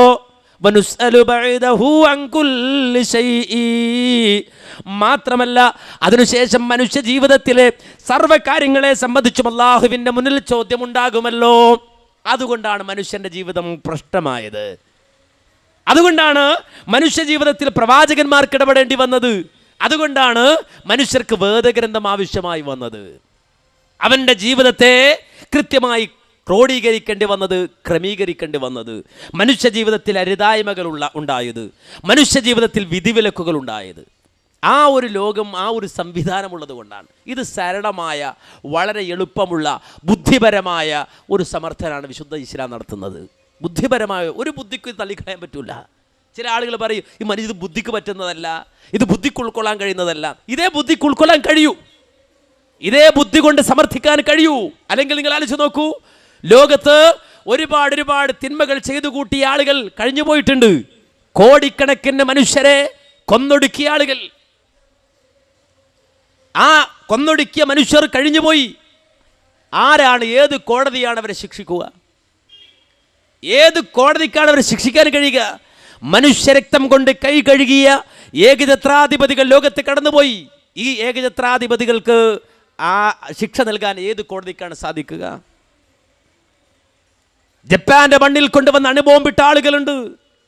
ഒരു തലമുറയല്ല, രണ്ട് തലമുറയല്ല, തലമുറകളോളം ദുരന്തം പേറേണ്ടി വന്ന ആ ഒരു ക്രൂരകൃത്യം ചെയ്ത മനുഷ്യന് ശിക്ഷ നൽകാൻ ഭൗതികമായ ഏത് സംവിധാനം കൊണ്ടാണ് സാധിക്കുക? സാധ്യമല്ല. നിങ്ങൾ ആലോചിച്ച് നോക്കൂ, ചോരയൊലിച്ച് വഴിയിൽ കിടക്കുന്ന പാതിരാത്രി 12 മണിക്ക് ഒരു വാഹനത്തിന്റെ ഇടിയേറ്റ് റോഡിന്റെ വക്കത്ത് കിടക്കുന്ന ഒരു മനുഷ്യൻ ജീവന് വേണ്ടി മല്ലടിച്ചു കൊണ്ടിരിക്കുമ്പോൾ, ജീവന് വേണ്ടി യാചിച്ചു കൊണ്ടിരിക്കുമ്പോൾ, അവന്റെ രക്തം ഒഴുകിക്കൊണ്ടിരിക്കുമ്പോൾ അതുവഴി വന്ന ഒരു ഓട്ടോറിക്ഷക്കാരൻ ആ ദയനീയമായ രംഗം കണ്ടിട്ട് പാതയോരത്ത് ചോരയൊലിപ്പിച്ച് കിടക്കുന്ന ആ മനുഷ്യനെ എടുത്തുകൊണ്ടുപോയി അടുത്ത ഹോസ്പിറ്റലിൽ അഡ്മിറ്റ് ചെയ്താൽ ആ ഓട്ടോക്കാരന് കൂലി കൊടുക്കാൻ ലോകത്തെ ഏത് ഭൗതിക സംവിധാനത്തിനാണ് സാധിക്കുക? സാധ്യമല്ല, ഒരിക്കലും സാധ്യമല്ല. അപ്പോ തീർച്ചയായും മനുഷ്യന്റെ പ്രവർത്തനങ്ങൾക്ക് പ്രതിഫലം നൽകുന്ന ഒരു വേളയുണ്ടാകണം, ഒരു നാളുണ്ടാകണം, ഒരവസ്ഥയുണ്ടാകണം. അത് മനുഷ്യന്റെ ബുദ്ധി ആവർത്തിച്ച് മനുഷ്യരോട് ആവശ്യപ്പെടുന്ന ഒരു കാര്യമാണെങ്കിൽ ഭൗതികമായ ഒരു സംവിധാനം കൊണ്ടും അതിന് കൂലി കൊടുക്കുക സാധ്യമല്ല എങ്കിൽ അതിനുള്ള സംവിധാനം അള്ളാഹു ഒരുക്കിയിട്ടുണ്ടെന്നാണ് ലോകത്ത് പടച്ച റബ്ബ് പ്രഖ്യാപിച്ചത്, അമ്പിയാക്കൾ പറഞ്ഞത്. അതിനെ നിഷേധിച്ച ആളുകളുണ്ടായി. പക്ഷെ അള്ളാഹു നിഷേധിച്ചവരുടെ മുന്നിൽ സത്യം ചെയ്തുകൊണ്ട് പറഞ്ഞു, ലാ ഉഖ്സിമു ബിയൗമിൽ ഖിയാമ വലാ ഉഖ്സിമു ബിന്നഫ്സിൽ ലവ്വാമ. ഖുർആൻ പറയാണ്, ലാ ഉഖ്സിമു ബിയൗമിൽ ഖിയാമ, ഖിയാമം നാൾ തന്നെയും സത്യം, അതുകൊണ്ട് ഞാനിതാ സത്യം ചെയ്യുന്നു, അന്ത്യനാൾ കൊണ്ട് സത്യം ചെയ്യുന്നു. വലാ ഉഖ്സിമു ബിന്നഫ്സിൽ ലവ്വാമ, കുറ്റപ്പെടുത്തുന്ന മനുഷ്യന്റെ മനസ്സുകൊണ്ടും ഞാൻ സത്യം ചെയ്യുന്നു. അല്ലാഹു പറയാണ്, ലവ്വാമത്തായ മനുഷ്യന്റെ മനസ്സ്, കുറ്റപ്പെടുത്തുന്ന മനുഷ്യന്റെ മനസ്സ്. എന്തേ അങ്ങനെ പറയാൻ കാരണം? ഏതൊരു മനുഷ്യന്റെയും മനസ്സ് തിന്മയോട് സമരിയാവുകയില്ല. ഒരു തെറ്റു ചെയ്യുന്ന, ഒരു കുറ്റം ചെയ്യുന്ന ആളെ സംബന്ധിച്ചിടത്തോളം അവനോട് ആദ്യമായി യുദ്ധം ചെയ്യുക, ആദ്യമായി അവനോട് സംവദിച്ചു കൊണ്ടിരിക്കുക, അവനെ എതിർത്തുകൊണ്ടിരിക്കുക, അവനെ കുറ്റപ്പെടുത്തിക്കൊണ്ടിരിക്കുക അവൻ്റെ മനസ്സായിരിക്കും. മനസാക്ഷി എന്നാണ് പറയുക. അതാണ് മനസാക്ഷിയുടെ അംഗീകാരം രേഖപ്പെടുത്തൂ എന്ന് ഇലക്ഷൻ സമയത്ത് അതേ രാഷ്ട്രീയക്കാർ പറയണം, നിങ്ങളുടെ മനസാക്ഷിയുടെ അംഗീകാരം. കാര്യം മനസാക്ഷി എന്ന് പറഞ്ഞാൽ അത് സത്യത്തോടൊപ്പവും നീതിയോടൊപ്പവും ന്യായത്തോടൊപ്പവും നിൽക്കുന്ന ഒരു സ്വഭാവമുണ്ടതിന്. അതുകൊണ്ടാണ് പറയുന്നത് നിങ്ങളുടെ മനസാക്ഷിയുടെ അംഗീകാരം രേഖപ്പെടുത്തുക എന്ന്. സ്വന്തം മനസാക്ഷിയോട് ചോദിച്ചു നോക്കൂ എന്ന്. കാര്യം എന്താ? തിന്മയോട് സമരസപ്പെടാൻ മനുഷ്യന്റെ മനസ്സിന് ഒരൽപ്പം പ്രയാസമാണ്. അതുകൊണ്ട് തന്നെ ഏതൊരു കുറ്റവാളിയെയും ആദ്യം വിമർശിക്കുന്നത് അവന്റെ മനസാക്ഷിയായിരിക്കും. അള്ളാഹു അതിനെ ചൂണ്ടിയിട്ട് പറഞ്ഞു, വലാ ഉഖ്സിമു ബിന്നഫ്സിൽ ലവ്വാമ, കുറ്റപ്പെടുത്തുന്ന മനസ്സിനെ തന്നെയും സത്യം. അല്ല, എന്തേ വിചാരിച്ചത് മരണാനന്തരം ജീവിതമില്ലാതിന് കഴിയില്ല, അതിനൊരിക്കലും സാധ്യമല്ല എന്നാണോ വിചാരിക്കുന്നത്? എന്നാൽ നീ മനസ്സിലാക്കണം, ബലാ ഖാദിരീന അലാ അൻ നുസവ്വിയ ബനാന. പടച്ചറബ് പറയാൻ അതിന് അല്ലാഹുവിനൊരു പ്രയാസമില്ല കേട്ടോ. പടച്ചറബിന് ഒരു പ്രയാസമില്ല. എന്ത്? രണ്ടാമത് നിങ്ങൾ ഉയർത്തെഴുന്നേൽപ്പിക്കാൻ അല്ലാഹുവിനൊരു പ്രയാസമില്ല. കാരണം അവൻ എല്ലാത്തിനും കഴിവുള്ളവനാണ്. എത്രത്തോളം ഉണ്ട്? ബലാ ഖാദിരീന അലാ അൻ നുസവ്വിയ ബനാന, നിങ്ങളുടെ വിരൽത്തുമ്പുകളെ ശരിപ്പെടുത്തിയവനാണ് അല്ലാഹു. നിങ്ങളുടെ വിരൽത്തുമ്പുകളെ ശരിപ്പെടുത്തിയവനാണ് അല്ലാഹു. അതിസങ്കീർണമായ ഫിംഗേഴ്സിനെ സംബന്ധിച്ച്, അതിൻ്റെ സംവിധാനത്തെ സംബന്ധിച്ച് ലോകത്തിൻ്റെ മുന്നിൽ 14 നൂറ്റാണ്ടുകൾക്ക് മുമ്പ് അഷ്റഫുൽ ഖൽഖ് മുഹമ്മദ് മുസ്തഫ സല്ലല്ലാഹു അലൈഹി വസല്ലം ഓതിക്കൊടുക്കാൻ. അന്ന് ഫിംഗർ ടെസ്റ്റുകളില്ല മാന്യ സഹോദരങ്ങളെ. ഇപ്പോഴും ചില പ്രദേശങ്ങളിൽ, ചില രാജ്യങ്ങളിൽ ചെന്നാൽ അവിടെയുള്ള എയർപോർട്ടുകളിൽ ആ സിസ്റ്റം ഉണ്ടായി വരുന്നതേ ഉള്ളൂ, ആ സംവിധാനം ഉണ്ടായി വരുന്നതേ ഉള്ളൂ. കാരണം എന്താ? ഓരോ മനുഷ്യൻ്റെയും ഐഡന്റിറ്റി അവൻ്റെ വിരൽത്തുമ്പുകളിൽ ശരിപ്പെടുത്തിയവനാണ് അല്ലാഹു. ആലോചിച്ച് നോക്കൂ, എത്ര പ്രയാസമുള്ള കാര്യമാണ്. ഇന്ത്യയിലുള്ള ഈ മനുഷ്യർ, ഇന്ത്യ രാജ്യത്ത് ജീവിക്കുന്ന മുഴുവൻ മനുഷ്യരെയും ഐഡന്റിഫൈ ചെയ്യാൻ വേണ്ടി നമ്മുടെ നാട്ടിലെ ഭരണ സംവിധാനം എത്ര കോടികളാണ് മുടക്കുന്നത്. എന്തെല്ലാം പ്രയാസങ്ങളാണ്, എന്തെല്ലാം ബുദ്ധിമുട്ടുകളാ. ഈ ഓരോ ആളുകളെയും ഐഡന്റിഫൈ ചെയ്യാൻ വേണ്ടിയിട്ട് പടച്ച റബ്ബിന് ഒരു പ്രയാസം ഉണ്ടായില്ല. നേരെ മറിച്ച് അവൻ്റെ വിരൽത്തുമ്പുകളെ അള്ളാഹു ശരിപ്പെടുത്തി. ബലാ ഖാദിരീന അലാ അൻ നുസവ്വിയ ബനാന, നിങ്ങളുടെ ഫിംഗേഴ്സുകളെ ശരിപ്പെടുത്തിയവൻ അള്ളാഹു ആണ്. ഓരോ മനുഷ്യരെയും വേറെ വേറെ വേറെ പടച്ചു. നിങ്ങൾ ആലോചിച്ച് നോക്കൂ, കോടിക്കണക്കിന് മനുഷ്യർ ഇവിടെ ജീവിച്ചു പോയി, കോടിക്കണക്കിന് ആളുകൾ ഇവിടെ ജീവിച്ചു കൊണ്ടിരിക്കുന്നുണ്ട്. അള്ളാഹു തൗഫീക്ക് ചെയ്താൽ കോടിക്കണക്കിന് ആളുകൾ ഇവിടെ ജീവിക്കാനുണ്ട്. ഈ കോടിക്കണക്കിന് മനുഷ്യരെ വേറെ വേറെ വേറെ വേറെ സൃഷ്ടിച്ച പടച്ച റബ്ബ് അവർ വല്ല പ്രയാസമുണ്ട്. രണ്ടാമത് കുഴിമാടങ്ങളിൽ നിന്ന് നിങ്ങളെ വിളിച്ചുണർത്താൻ എന്ന് ചോദിക്കുമ്പോൾ അത് ബുദ്ധിക്ക് നിരക്കാത്തതാണോ, നിരക്കുന്നതാണോ? നിരക്കാത്തതാണോ, നിരക്കുന്നതാണോ? വീണ്ടും വിശുദ്ധ ഖുർആൻ ചോദിച്ചു, അല്ല അയഹ്സബുൽ ഇൻസാനു അൻ യുത്രക സുദാ അലം യകുനു തുഫതം മിൻ മനിയ്യിൻ യുംനാ സുമ്മ കാന അലഖതൻ ഫഖലഖ ഫസവ്വാ ഫജഅല മിൻഹു الزوجين الذكر والأنثى أليس ذلك بقادر على أن يحيي الموتى. ഖുർആന്റെ ചോദ്യമാണിത്. ഇതൊക്കെ വളരെ കൃത്യമായി ഒറ്റക്കിരുന്ന് ആലോചിച്ച് അതിൻ്റെ അർത്ഥവ്യാപ്തിയുടെ ആഴങ്ങളിലേക്ക് സ്വയം ഊളിയിട്ട് പോകേണ്ടതാണ്. ഒരു തെരുവോരത്തെ പ്രസംഗത്തിൽ, ഒരു പ്രഭാഷണത്തിൽ ചില വാചകങ്ങൾ കൊണ്ട് മാത്രം വിശദീകരിക്കേണ്ട വാചകങ്ങളെ അല്ല അത്. നേരെ മറിച്ച് പടച്ച റബ്ബ് ചോദിക്കണല്ല, നിങ്ങൾ എന്താ വിചാരിച്ചത്? നമ്മളോട് ചോദിക്കുകയാണ് റബ്ബ്, നിങ്ങൾ എന്താ കരുതിയത്? നിങ്ങളെ വെറുതെ അങ്ങ് വിട്ടേക്കും എന്നാ നിങ്ങൾ വിചാരിച്ച്? നിങ്ങൾ വെറുതെ അങ്ങ് വിട്ടേക്കും എന്നാ നിങ്ങൾ കരുതിയത്? ആണോ? നിങ്ങൾ ശ്രദ്ധിക്കാതെ അങ്ങ് ഉപേക്ഷിച്ചേക്കും എന്നാ നിങ്ങൾ വിചാരിച്ചത്? അങ്ങനെ ഒരിക്കലും കരുതരുത്. അല്ല പറയാൻ, അങ്ങനെ ഒരിക്കലും നിങ്ങൾ വിചാരിക്കരുത്. നിങ്ങൾ വെറുതെ വിടും നിങ്ങൾ വിചാരിക്കണ്ട. നിങ്ങൾ വെറുതെ പോകും, നിങ്ങൾ അങ്ങ് ഉപേക്ഷിക്കപ്പെടും എന്ന് നിങ്ങൾ കരുതരുത്. അലം യകുനു തുഫതം മിൻ മനിയ്യിൻ യുംനാ എന്നിട്ട് അല്ലാഹ് ചോദിക്കാണ്. അത് പറയുമ്പോൾ ചില മനുഷ്യൻ്റെ മസ്തിഷ്കവും അവൻ്റെ കൽബും അതിനോട് പ്രതികരിച്ചേക്കും. അതൊക്കെ വെറുതെയാകും. മരണാനന്തരം അല്ലെങ്കിൽ പടച്ചവൻ്റെ മുന്നിൽ ഹാജരാവുക, ചോദ്യമുണ്ടാവുക, സ്വർഗമുണ്ടാവുക, നരകമുണ്ടാവുക, അതൊക്കെ വെറുതെയാകും എന്ന് മനസ്സിൽ ചില തോന്നലുണ്ടോ? അപ്പോഴല്ല ചോദിക്കുന്നല്ല, അലം യകുനു തുഫതം മിൻ മനിയ്യിൻ യുംനാ, നീ ആരായിരുന്നു എന്നൊറ്റ ചോദ്യ. ആരായിരുന്നു? ശ്രവിക്കപ്പെടുന്ന മനീയ് ഇന്ദ്രിയമായിരുന്നു നീ. ആ ഒരു അവസ്ഥയായിരുന്നു. നിങ്ങൾക്ക് സങ്കല്പിക്കാൻ കഴിയുന്നുണ്ടോ മാന്യ സഹോദരങ്ങളെ? ഈ കാക്കനാട് ജംഗ്ഷനിൽ കൂടിയിരിക്കുന്ന ഞാനും നിങ്ങളൊക്കെ ഈ മനീയായിരുന്നു എന്ന് പറഞ്ഞാൽ നമ്മുടെ ചിന്ത, നമ്മുടെ ആ സങ്കല്പം എത്ര പുറകോട്ട് ചെല്ലണം? ആ ഒരു അവസ്ഥ സങ്കല്പിച്ചെടുക്കാൻ നമുക്ക് കഴിയുന്നുണ്ടോ? ഒരു പക്ഷേ നമ്മുടെ ശൈശവം, നമ്മുടെ ബാല്യം നമുക്ക് ഓർക്കാൻ കഴിയുന്നുണ്ടാവും. ആദ്യമായി നിങ്ങളുടെ പിതാവ് നിങ്ങളുടെ കൈപിടിച്ച് അടുത്തുള്ള കലാലയത്തിൽ ചേർക്കാൻ പോയ ദിവസം നിങ്ങളുടെ മനസ്സിൽ ഓർത്തെടുക്കാൻ നിങ്ങൾക്ക് കഴിയുന്നുണ്ടാവും. ആദ്യമായി സ്കൂളിൻ്റെ പടി ചവിട്ടുന്ന അന്ന് ആ ഓഫീസ് റൂമിലേക്ക് കയറി ചെല്ലുമ്പോൾ അവിടുത്തെ ഫയലുകൾ പാറ്റ കടിച്ചു കൊണ്ടുപോകാതിരിക്കാൻ വേണ്ടിയിട്ട് നിക്ഷേപിച്ച പാറ്റ ഗുളികയുടെ മണം ഇപ്പോൾ നിങ്ങളുടെ മൂക്കിൽ കൊണ്ടുവരാൻ നിങ്ങൾക്ക് സാധിക്കുന്നുണ്ടാവും. ആ ഓഫീസ് റൂമിൻ്റെ സ്മെല്ല് പോലും നിങ്ങൾക്കൊരു പക്ഷേ ഓർത്തെടുക്കാൻ കഴിയുന്നുണ്ടാവും അല്ലേ? നിങ്ങളുടെ ബാല്യത്തെ, നിങ്ങളുടെ കൗമാരത്തെ, നിങ്ങളുടെ വിവാഹനാളിനെ, നിങ്ങളുടെ ആദ്യരാത്രികളെ, അതുപോലെ തന്നെ നിങ്ങളുടെ ജീവിതത്തിൽ കഴിഞ്ഞുപോയ അസുലഭമായ നിമിഷങ്ങളെ ഒരുപക്ഷെ മനോമുഖരത്തിലേക്ക് കൊണ്ടുവരാൻ നിങ്ങൾക്ക് സാധിക്കുന്നുണ്ടാവും. ഞാൻ നിങ്ങൾക്ക് സങ്കല്പിക്കാൻ പറ്റുന്നുണ്ടോ നിങ്ങൾ സ്രവമായിരുന്നൊരവസ്ഥയെ സംബന്ധിച്ച്? സ്രവമായിരുന്ന, വെറുക്കുന്നൊരു സ്രവമായിരുന്ന അവസ്ഥയെ സംബന്ധിച്ച് സങ്കല്പിച്ചെടുക്കാൻ നിങ്ങൾക്ക് സാധിക്കുന്നുണ്ടോ? നിഷേധിക്കാൻ പറ്റുമോ? ഇല്ല. അതല്ല ചോദിച്ചത്. അലം യകുനു തുഫതം മിൻ മനിയ്യിൻ യുംനാ, ശ്രവിക്കപ്പെടുന്ന മനിയായിരുന്നല്ലോ നീ. പിന്നെയോ, പിന്നെ അത് അലഖത്തായി, രക്തകഷ്ടമായി. ഞാൻ വിശദീകരിക്കേണ്ട, നമുക്ക് എല്ലാവർക്കും അറിയുന്ന സംഗതി. സുമ്മ കാന അലഖതൻ ഫഖലഖ ഫസവ്വാ. ആ ഓരോ വാക്കുകളും ഇഴകീറി പരിശോധിച്ചു നോക്കൂ. പിന്നെ അലഖത്തായി, അവിടുന്ന് രൂപമാറ്റം സംഭവിച്ചു. മനുഷ്യ ശരീരത്തിൻ്റെ പ്രത്യേകത നമുക്കെല്ലാവർക്കും അറിയാം. മനുഷ്യ ശരീരത്തിൻ്റെ പ്രത്യേകത, നമ്മുടെ ശരീരത്തിലേക്ക് ഒരു ആണി തുളച്ചു കയറി എന്ന് വിചാരിക്കുക. നമ്മുടെ ശരീരം ഒരിക്കലും അത് അക്സെപ്റ്റ് ചെയ്യൂല. നമ്മുടെ ശരീരത്തിലേക്ക് ഒരു ആണി തുളച്ചു കയറി, ഒരു പലകയിൽ തറച്ചു വെച്ചിരുന്ന ആണി നമ്മുടെ കാൽച്ചുവട്ടിലൂടെ ഉള്ളിലേക്ക് കയറിയാൽ അത് അവിടെ ഇരുന്നോട്ടെ, പ്രശ്നമില്ല എന്നൊരാളും പറയൂല. എന്തേന്നറിയോ? നമ്മുടെ ശരീരം ഉൾക്കൊള്ളൂല. ഒരു മുട്ടുസൂചി കയറിയാൽ നമ്മുടെ ശരീരം ഉൾക്കൊള്ളൂല. നേരെ മറിച്ച് എന്താ സംഭവിക്കുക എന്ന് ചോദിച്ചാൽ ശരീരം അതിനോട് പ്രതികരിക്കും.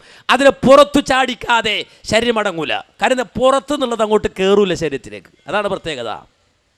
നമ്മുടെ ശരീരത്തിൻ്റെ പ്രത്യേകതയാണ്. ഒരു ബുള്ളറ്റ് നമ്മുടെ ശരീരത്തിലേക്ക് തുളച്ചു കയറി എന്ന് വിചാരിക്കുക, അത് തനിയെ പുറത്ത് ചാടണം. അതുകൊണ്ടാണ് ഒരു ഇരുമ്പ് അല്ലെങ്കിൽ പുറത്തുനിന്നൊരു വസ്തു, ഒരു ചെറിയ ആറ് ശരീരത്തിലേക്ക് കയറിയാൽ ആ ഭാഗം പഴുക്കും, വേദനിക്കും. അത് പുറത്തു പോകുന്നത് വരെ ശരീരം അതിനോട് പ്രതികരിച്ചു അതിനെ തള്ളി പുറത്താക്കും. അത് ശരീരത്തിൻ്റെ ഒരു പ്രത്യേകതയാണ്. നമ്മുടെ ജീവിതത്തിൻ്റെ മുന്നോട്ടുള്ള ഗമനത്തിനൊക്കെ അത് ആവശ്യമാണ്. മനസ്സിലാക്കണം, ആ ഒരു പ്രതിഭാസമുണ്ട്. ഇനി അതല്ലേ, ഒരു ബുള്ളറ്റ് നമ്മുടെ ശരീരത്തിലേക്ക് തുളച്ചു കയറി ഒരു എല്ലിൻ്റെ ഉള്ളിൽ കയറി എന്ന് വിചാരിക്കുക. എല്ലിൻ്റെ ഉള്ളിൽ കയറി ഒരു തരത്തിലത് പുറത്തു പോയില്ല. നിങ്ങൾ ഈ അടുത്ത സമയത്ത് വായിച്ചിട്ടുണ്ടാകും, 30 വർഷം ഒരു മനുഷ്യൻ്റെ തലയിൽ ഒരു ബുള്ളറ്റ് കയറിയിരുന്നു. 30 വർഷം ഉണ്ടായിരുന്നു അത്. ഈ അടുത്ത് 30 കൊല്ലങ്ങൾക്ക് ശേഷമാണ് ഓപ്പറേറ്റ് ചെയ്ത് പുറത്തെടുത്ത്. അവൻ്റെ എല്ല് തുളച്ചു കയറിയിരുന്ന ഒരു ബുള്ളറ്റ് ഈ അടുത്ത സമയത്ത് പുറത്തെടുത്ത്. 30 കൊല്ലത്തോളം ആ ബുള്ളറ്റ് വെച്ചിട്ട് അവൻ നടന്നു. അതെങ്ങനെ? അതെന്താ സംഭവിക്കുന്നത്? ആ രൂപത്തിൽ പുറത്താകാത്ത രൂപത്തിൽ ശരീരത്തിൻ്റെ ഉൾഭാഗത്ത് ഏതെങ്കിലും ഒരു വസ്തു കയറിയാൽ ശരീരം ഉടൻ തന്നെ ഒരു പ്രവർത്തനം ആരംഭിച്ചിട്ട് ആ വസ്തുവിന് പ്രത്യേകമായൊരു കോട്ടിങ് നൽകിയിട്ട് അതിനെ കവർ ചെയ്തിട്ട് അതിനങ്ങോട്ട് മൂടിക്കളയും. എന്നിട്ട് തലച്ചോറ് ഇൻഫർമേഷൻ കൊടുക്കണം, അങ്ങനെ വസ്തു ശരീരത്തിലില്ല, അങ്ങനെ ഒരു സാധനം അവിടെ ഇല്ല, അതിനോട് പ്രതികരിക്കണ്ട. അങ്ങനെ ഇൻഫർമേഷൻ കൊടുത്ത് അതിനെ കോട്ട് ചെയ്ത് സുരക്ഷിതമായ ഒരു സ്ഥലത്തേക്ക് മാറ്റി വെക്കുകയാണ്, അവിടെ മൂടി വെക്കുക. ഇത് ശരീരത്തിൻ്റെ അവസ്ഥയല്ലേ മാന്യ സഹോദരങ്ങളാ? പുറത്തു നിന്നുള്ള ഒരു വസ്തു ഉള്ളിലേക്ക് കയറിയാൽ ഈ രൂപത്തിൽ ശരീരം പ്രതികരിക്കുമെങ്കിൽ മനുഷ്യൻ അല്ലാഹു സൃഷ്ടിച്ച നിങ്ങൾ ആലോചിച്ച് നോക്കൂ. ഒരു ആണിൽ നിന്നും പെണ്ണിൽ നിന്നും രണ്ട് അവസ്ഥകളിൽ നിന്ന് ഒന്നിൽ നിന്ന് പുറപ്പെട്ടതിന് വേറൊന്ന് സ്വീകരിച്ചിട്ട് ഉൾക്കൊണ്ടിട്ട് അതിങ്ങനെ സഞ്ചരിച്ചു പോവാണ്. അതിന് ആ ഗർഭാശയ ഭിത്തി വരെ എത്തുവാനുള്ള പവറും അതിനാവശ്യമായ ശക്തിയും അതിനാവശ്യമായ ഊർജവും അല്ലാഹു സുബ്ഹാനഹു വ തആല കൊടുക്കാൻ. ഗർഭാശയ ഭിത്തിയിൽ എത്തുന്നത് വരെ, ആ റൂട്ടിൽ അവർ എത്തിച്ചേരുന്നത് വരെയുള്ള സംവിധാനം പടച്ചറബ് ഒരുക്കിയതാണ്, അള്ളാഹു ഒരുക്കിയതാണ്. അത് സിക്താണ്ഡമായി സൈക്കോട്ടായിട്ട് ഗർഭാശയ ഭിത്തിയിൽ എവിടെങ്കിലും പോയിരുന്നാൽ പോരാ, എവിടെങ്കിലും പോയിരുന്നാൽ പോരാ. നേരെ മറിച്ച് അതിനു വേണ്ടി നിർണയിച്ച പ്രത്യേകമായ സ്ഥാനത്ത് അത് പോയിരിക്കണം. എന്നിട്ട് അവിടെ അള്ളിപ്പിടിച്ചിരിക്കുന്നു. അവിടെ ഇരുന്നാലേ അതിനാവശ്യമായ ഊർജവും അതിനാവശ്യമായ ശക്തിയും വളരുവാനുള്ള സാഹചര്യം ഉണ്ടാവൂ. ഇത് മനസ്സിലാക്കാൻ എന്ത് ഈ ശ്രവിക്കപ്പെട്ട ഇന്ദ്രിയം, ആ ഇന്ദ്രിയത്തിലെ ലക്ഷക്കണക്കിന് ബീജഗണങ്ങളിൽ ലക്ഷണമൊത്ത ഒന്ന്, ഒരു വാൽമാക്രിയുടെ രൂപമുണ്ടായിരുന്ന ഒന്ന്, അത് മാത്രം സഞ്ചരിച്ച് പോയിട്ട് അത് അണ്ഡവുമായി സംയോജിച്ച് സിക്താണ്ഡമായിട്ട് ഗർഭാശയഭിത്തിയിൽ അള്ളിപ്പിടിച്ചിരുന്നിട്ട് അത് രക്തക്കഷ്ടമായി മാറി. അങ്ങനെ രൂപപ്പെട്ടു വന്ന ഓരോരുത്തരും, അങ്ങനെ ഉണ്ടായി വന്ന ഓരോരുത്തരും അവരോട് അന്ന് ചോദിച്ചത്, അല്ലടാ നീ ഇങ്ങനെയായിരുന്നില്ലേ, ഇങ്ങനെയായിരുന്നില്ലേ, അലക്കത്തായിരുന്നില്ലേ, ഈ അള്ളിപ്പിടിച്ച അട്ടയെപ്പോലെ തൂങ്ങിക്കിടന്ന ഒന്നായിരുന്നില്ലേ, പിന്നെ പിന്നെ റബ്ബ് നിന്നെ സൃഷ്ടിച്ചു കൊണ്ടേയിരുന്നു, നിനക്ക് ആവശ്യമായതെല്ലാം സൃഷ്ടിച്ചു തന്നു അല്ലേ? ഹൃദയം, ഹാർട്ട്, അതുപോലെ തന്നെ ആമാശയം, ദഹനേന്ദ്രിയ വ്യവസ്ഥ, നാഡീ വ്യവസ്ഥ, ശരീരത്തിൻ്റെ എല്ലിൻ്റെ സംവിധാനം. നിങ്ങൾ ആലോചിച്ച് നോക്കൂ. അള്ളാഹുവിൻ്റെ ഈ അനുഗ്രഹങ്ങളെ സംബന്ധിച്ച് ഒരു മനുഷ്യൻ ഒരു വിരൽത്തുമ്പിൽ ഒരു 10, 15, 20 കിലോ ഒക്കെ ഇങ്ങനെ പൊക്കിക്കൊണ്ട് പോകും കൊളുത്തായിട്ട്. ഈ ഒരു വിരലിങ്ങനെ ഉപയോഗിച്ചിട്ട് ഇങ്ങനെ 20 കിലോ 30 കിലോ 40 കിലോ ഒക്കെ ഇങ്ങനെ പൊക്കിക്കൊണ്ടു. ഈ ഒരു വിരൽ വെച്ചിട്ട് അള്ളാഹു ഏർപ്പെടുത്തിയ ജോയിൻ സംവിധാനമാണ്, ജോയിൻ സംവിധാനം. ഇത് റബ്ബ് സുബ്ഹാനഹു വ തആല തന്നു, ഓരോന്നിനും ആവശ്യമായത്. ഈ അടുത്ത കാലഘട്ടത്തിൽ എൻ്റെ ഒരു സുഹൃത്ത്, അദ്ദേഹത്തിൻ്റെ കാല് പഴുത്തു, നിക്കോട്ടിനടിഞ്ഞിട്ട് അദ്ദേഹം ഹോസ്പിറ്റലിൽ അഡ്മിറ്റായി. അവസാനം ഡോക്ടർ പറഞ്ഞു, താങ്കളുടെ പെരുവിരൽ മുറിച്ചു കളഞ്ഞാലല്ലാതെ താങ്കൾക്ക് സ്വസ്ഥമായിട്ട് ഇവിടെ ജീവിക്കാൻ പറ്റില്ല. ആ ചെറുപ്പക്കാരൻ തയ്യാറായി, കുടുംബക്കാരെഴുതി ഒപ്പിട്ട് കൊടുത്തു. അദ്ദേഹത്തിൻ്റെ വിരൽ മുറിച്ചു മാറ്റി, തള്ളവിരൽ, കാലിൻ്റെ തള്ളവിരൽ മുറിച്ചു മാറ്റി. ആ സഹോദരനുമായുള്ള അനുഭവം പങ്കുവെച്ചപ്പോൾ ആ സുഹൃത്ത് പറഞ്ഞ, മൗലവി എൻ്റെ വിരൽ മുറിച്ചതിലല്ല എനിക്ക് വിഷമം, നേരെ മറിച്ച് കാല് ദിവസങ്ങളുടെ വേദനയ്ക്ക് ശേഷം പുറത്തിട്ട് ഞാൻ ആദ്യമായി എഴുന്നേറ്റ് നടക്കാൻ ആരംഭിച്ച ദിവസം, ആ ദിവസം ഞാൻ എഴുന്നേറ്റ് നടക്കുമ്പോൾ എൻ്റെ ഒരു കാല് ഞാൻ മുന്നോട്ട് വെച്ചു, അടുത്ത കാലിൽ ഊന്നിയിട്ട് സാധാരണ നടക്കുന്നത് പോലെ നടക്കാനിറങ്ങുമ്പോൾ ഞാൻ മുഖം കുത്തി മുന്നോട്ട് വീണുപോയി. ആ ഒരു വീഴ്ച എൻ്റെ മനസ്സിനെ തകർത്തു കളഞ്ഞു എന്നാണ്. എൻ്റെ കാലിൻ്റെ ഒരു വിരൽ എൻ്റെ ജീവിതത്തിന് എത്രത്തോളം സപ്പോർട്ട് തന്നിരുന്നു എന്ന് ഞാൻ മനസ്സിലാക്കിയത് ആ നിമിഷമായിരുന്നു. ഞാൻ അടിച്ചു നോക്കൂ, നമ്മളാരെങ്കിലും പെരുവിരൽ എത്രത്തോളം സപ്പോർട്ട് നമുക്ക് തരുന്നെന്ന് ചിന്തിച്ചിട്ടുണ്ടോ? ഇല്ല, അത് നഷ്ടപ്പെടുമ്പോഴേ ചിന്തിക്കുള്ളൂ. ഇതൊക്കെ തനിയുണ്ടായതാണെന്ന്, ഇതൊക്കെ വെറുതെ ഉണ്ടായതാണ് എന്നൊക്കെ ചിന്തിക്കുന്ന മനുഷ്യൻ എത്ര മൂഢനാണ്. നിങ്ങൾ ആലോചിച്ച് നോക്കൂ, എത്ര വിഡ്ഢിയായിരിക്കും അവൻ. റബ്ബ് സുബ്ഹാനഹു വ തആല നൽകിയ സംവിധാനം ഫഖലഖ ഫസവ്വ, പടച്ചു, അതിനെ ശരിപ്പെടുത്തിയെന്നാണ്. വേണ്ടത് വേണ്ട അളവിലും വേണ്ട തോതിലുമാക്കി അല്ലാഹു സുബ്ഹാനഹു വ തആല. കഴിച്ചിട്ട് നമ്മൾ കേടാക്കിയാലേ ഉള്ളൂ, എന്തെങ്കിലുമൊക്കെ തിന്ന് അനാവശ്യമായതൊക്കെ വലിച്ചു കയറ്റിയിട്ട് നമ്മൾ കേടാക്കിയാലേ ഉള്ളൂ. അതിനെ കൃത്യമായ അളവിൽ അല്ലാഹു സുബ്ഹാനഹു വ തആല സംവിധാനിച്ചു. ഫസവ്വ ഫജഅല മിൻഹു الزوجين الذكر والانثى. അല്ലാഹു നിങ്ങൾക്കിടയിൽ ഇണ സംവിധാനത്തെ ഉണ്ടാക്കി. ഇണ സംവിധാനത്തെ ആണിനെയും പെണ്ണിനെയും ഉണ്ടാക്കി, അതിൻ്റെ ഒരു സന്തുലിതാവസ്ഥ നിലനിർത്തി. ആലോചിച്ച് നോക്കൂ, ലോകത്ത് നിലനിൽക്കുന്ന ഒരു പ്രതിഭാസമാണ് ആണ് പെണ്ണ്. ആ സംവിധാനത്തിലേക്ക് നോക്കിയിട്ട് റബ്ബിനെ കാണാം, അള്ളാഹുവിനെ കാണാം. അതൊരു പ്രത്യേകമായ അളവിലാകണം, തോതിലാകണം. ആണ് കൂടിപ്പോകരുത്, പെണ്ണ് കുറഞ്ഞു പോകരുത്, പെണ്ണ് കൂടിപ്പോകരുത്, ആണ് കുറഞ്ഞു പോകരുത്. നമുക്കറിയാം, സാമൂഹ്യ ശാസ്ത്രജ്ഞർ യുദ്ധകാല പ്രതിഭാസം എന്ന പേരിൽ വിളിക്കപ്പെടുന്നൊരു സംവിധാനമുണ്ട്. എന്നറിയോ? ഒരു നാട്ടിൽ പഴയ കാലത്തൊക്കെ യുദ്ധം നടന്നാൽ ആ യുദ്ധം കഴിഞ്ഞതിനു ശേഷം ആ നാട്ടിൽ പിറക്കുന്നത് കൂടുതലും ആൺകുട്ടികളായിരിക്കും. ആ ഒരു പ്രതിഭാസത്തിന് യുദ്ധകാല പ്രതിഭാസം എന്നാണ് സാമൂഹ്യ ശാസ്ത്രജ്ഞർ പേരിട്ടത്. എന്തേ കാരണം? ഒരു യുദ്ധം കഴിഞ്ഞാൽ ആ നാട്ടിൽ ഏറ്റവും അധികം മരിച്ചിട്ടുണ്ടാവുക പുരുഷന്മാരായിരിക്കും. കാരണം യുദ്ധത്തിന് പോകൽ കൂടുതൽ പുരുഷന്മാരാണ്. പിന്നെ ആ നാട്ടിൽ ആ പുരുഷന്മാരുടെ സന്തുലിതത്വം, അല്ലെങ്കിൽ പുരുഷന്മാരും സ്ത്രീകളുമായിട്ടുള്ള സന്തുലിതത്വം നിലനിർത്താൻ വേണ്ടിയിട്ട് ആ നാട്ടിൽ ജനിക്കുന്നത് കൂടുതലും ആൺകുട്ടികളായിരിക്കുമെന്നാണ്. നിങ്ങൾ അടിച്ചു നോക്കൂ, ഇങ്ങനൊരു സന്തുലിതാവസ്ഥ അല്ലാഹു സുബ്ഹാനഹു വ തആല ഈ ഇണ സംവിധാനത്തെ സംവിധാനിച്ചിരിക്കുകയാണ്. ഇതൊക്കെ ചൂണ്ടിയിട്ട് അല്ലാഹു സുബ്ഹാനഹു വ തആല മനുഷ്യരോട് ചോദിക്കണത്, അലൈസ ദാലിക ബിഖാദിരിൻ അലാ അയ്യുഹ്യിയൽ മൗതാ. ഇതൊക്കെ സംവിധാനിച്ച റബ്ബന്, ഇതൊക്കെ ഒരുക്കിയ നാഥന് രണ്ടാമത് നിങ്ങളെ ജീവിപ്പിക്കാൻ വല്ല പ്രയാസവുമുണ്ടോ? വല്ല പ്രയാസവുമുണ്ടോ? റബ്ബിന്റെ ചോദ്യമാണ്. അതിനൊരു ഉത്തരമുണ്ട് നമ്മുടെയൊക്കെ മനസ്സിൽ. ഉത്തരം തനിയെ മനുഷ്യൻ പറയും. ഈ സംവിധാനങ്ങളൊക്കെ ഒരുക്കിയ ഒരുത്തന് രണ്ടാമത് നിങ്ങളെ ജീവിപ്പിക്കാൻ വല്ല പ്രയാസവുമുണ്ടോ എന്ന് ചോദിച്ചാൽ, മാന്യ സഹോദരങ്ങളെ, അതിന് കൃത്യമായി മനുഷ്യൻ്റെ മനസ്സുത്തരം പറഞ്ഞുകൊള്ളും. ഈ നിലയാണ് അല്ലാഹു സുബ്ഹാനഹു വ തആല മനുഷ്യ ജീവിതത്തെ പഠിപ്പിക്കുവാൻ വേണ്ടിയിട്ട് അള്ളാഹുവിൻ്റെ കലാമിൽ സ്വീകരിച്ചത്.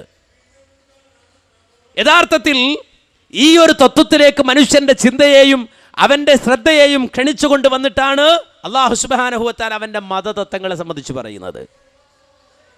ഈ ഒരു അടിസ്ഥാനമുള്ളത് കൊണ്ടാണ് അമ്പിയാക്കളെ, പ്രവാചകന്മാർ, അവരുടെ ജീവിതത്തിന് പ്രാധാന്യമുണ്ടാകുന്നത്, അവരുടെ ഇടപെടലിന് പ്രാധാന്യമുണ്ടാകുന്നത്. ലോകത്തെ കഴിഞ്ഞുപോയ പ്രവാചകന്മാർ അവരെടുത്ത് പരിശോധിച്ചോളൂ. ഏതൊരു നബിയാകട്ടെ, ഏതൊരു പ്രവാചകനാകട്ടെ, ആ പ്രവാചകന്റെ ചരിത്രമെടുത്ത് പരിശോധിച്ചോളൂ. അവിടെയെല്ലാം പ്രവാചകന്മാരുടെ പ്രവർത്തന മേഖല ഊന്നി നിൽക്കുന്നത് ഈ ലോകത്തെക്കുറിച്ചുള്ള ശ്രദ്ധയിലാണ്, പരലോകത്തെ സംബന്ധിച്ചുള്ള ശ്രദ്ധയിലാണ്. ഈ അടുത്ത കാലഘട്ടത്തിൽ ഏറ്റവും അധികം ചർച്ച ചെയ്യപ്പെട്ട പ്രവാചകൻ, ആ പ്രവാചകൻ ആരാ? മഹാനായ ഇബ്രാഹിം നബി അലൈഹിസ്സലാത്തു വസ്സലാം. ലോകത്തുള്ള സർവ്വവിശ്വാസികളും ഓർക്കുകയാണ്, നൂറ്റാണ്ടുകൾ കഴിഞ്ഞിട്ടും സഹസ്രാബ്ദങ്ങൾ എന്ന പ്രയോഗം, ആ പ്രയോഗം പൂർണ്ണമായി പറയുന്നതിൽ വിമർശനങ്ങളുള്ളതുകൊണ്ട് ആ വാക്ക് ഞാൻ ഒഴിവാക്കുകയാണ്. ആയിരക്കണക്കിന് വർഷങ്ങൾക്കപ്പുറത്ത്, 4000 എന്ന് പറയുന്നു ചില ആളുകൾ, അതിനെ വിമർശിച്ചു പണ്ഡിതന്മാർ.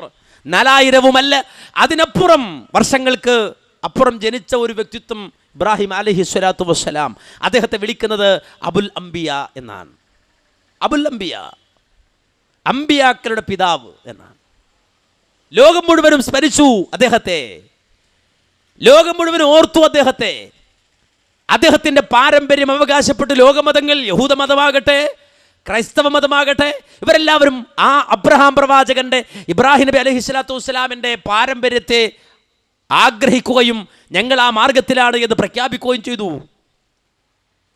നിങ്ങൾ ചിന്തിച്ചു നോക്കൂ, ഇബ്രാഹിം അലൈഹിസ്സലാത്തു വസ്സലാം ഏതെങ്കിലും രാജ്യം വെട്ടിപ്പിടിച്ച ആളാണോ? ഏതെങ്കിലും രാഷ്ട്രത്തിൻ്റെ തലവനാണോ?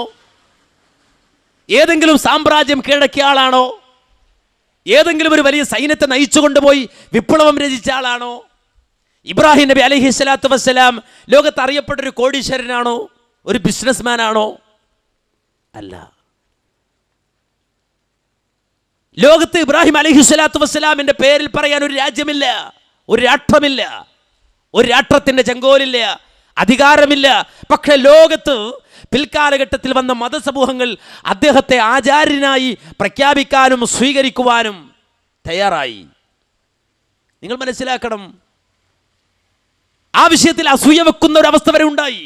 നമുക്കറിയാം, മഹാനായ മുഹമ്മദ് മുസ്തഫ സല്ലല്ലാഹു അലൈഹി വസല്ലമ അബ്രഹാം അലൈഹിസ്സലാത്തു വസ്സലാമിൻ്റെ, ഇബ്രാഹിം നബി അലൈഹിസ്സലാത്തു വസ്സലാമിൻ്റെ പരമ്പരയാണ്. ഇബ്രാഹിം അലൈഹിസ്സലാത്തു വസ്സലാമിൻ്റെ മകൻ ഇസ്മായിൽ അലൈഹിസ്സലാത്തു വസ്സലാമിൻ്റെ പാരമ്പര്യത്തിൽ കടന്നു വന്ന വ്യക്തിത്വമാണ് മഹാനായ ഹബീബ് മുഹമ്മദ് മുസ്തഫ സല്ലല്ലാഹു അലൈഹി വസല്ലം. ആ ഒറ്റ കാരണത്താൽ മുഹമ്മദ് നബി സല്ലല്ലാഹു അലൈഹി വസല്ലമയോട് വിരോധം വെച്ച ആളുകളുണ്ട്.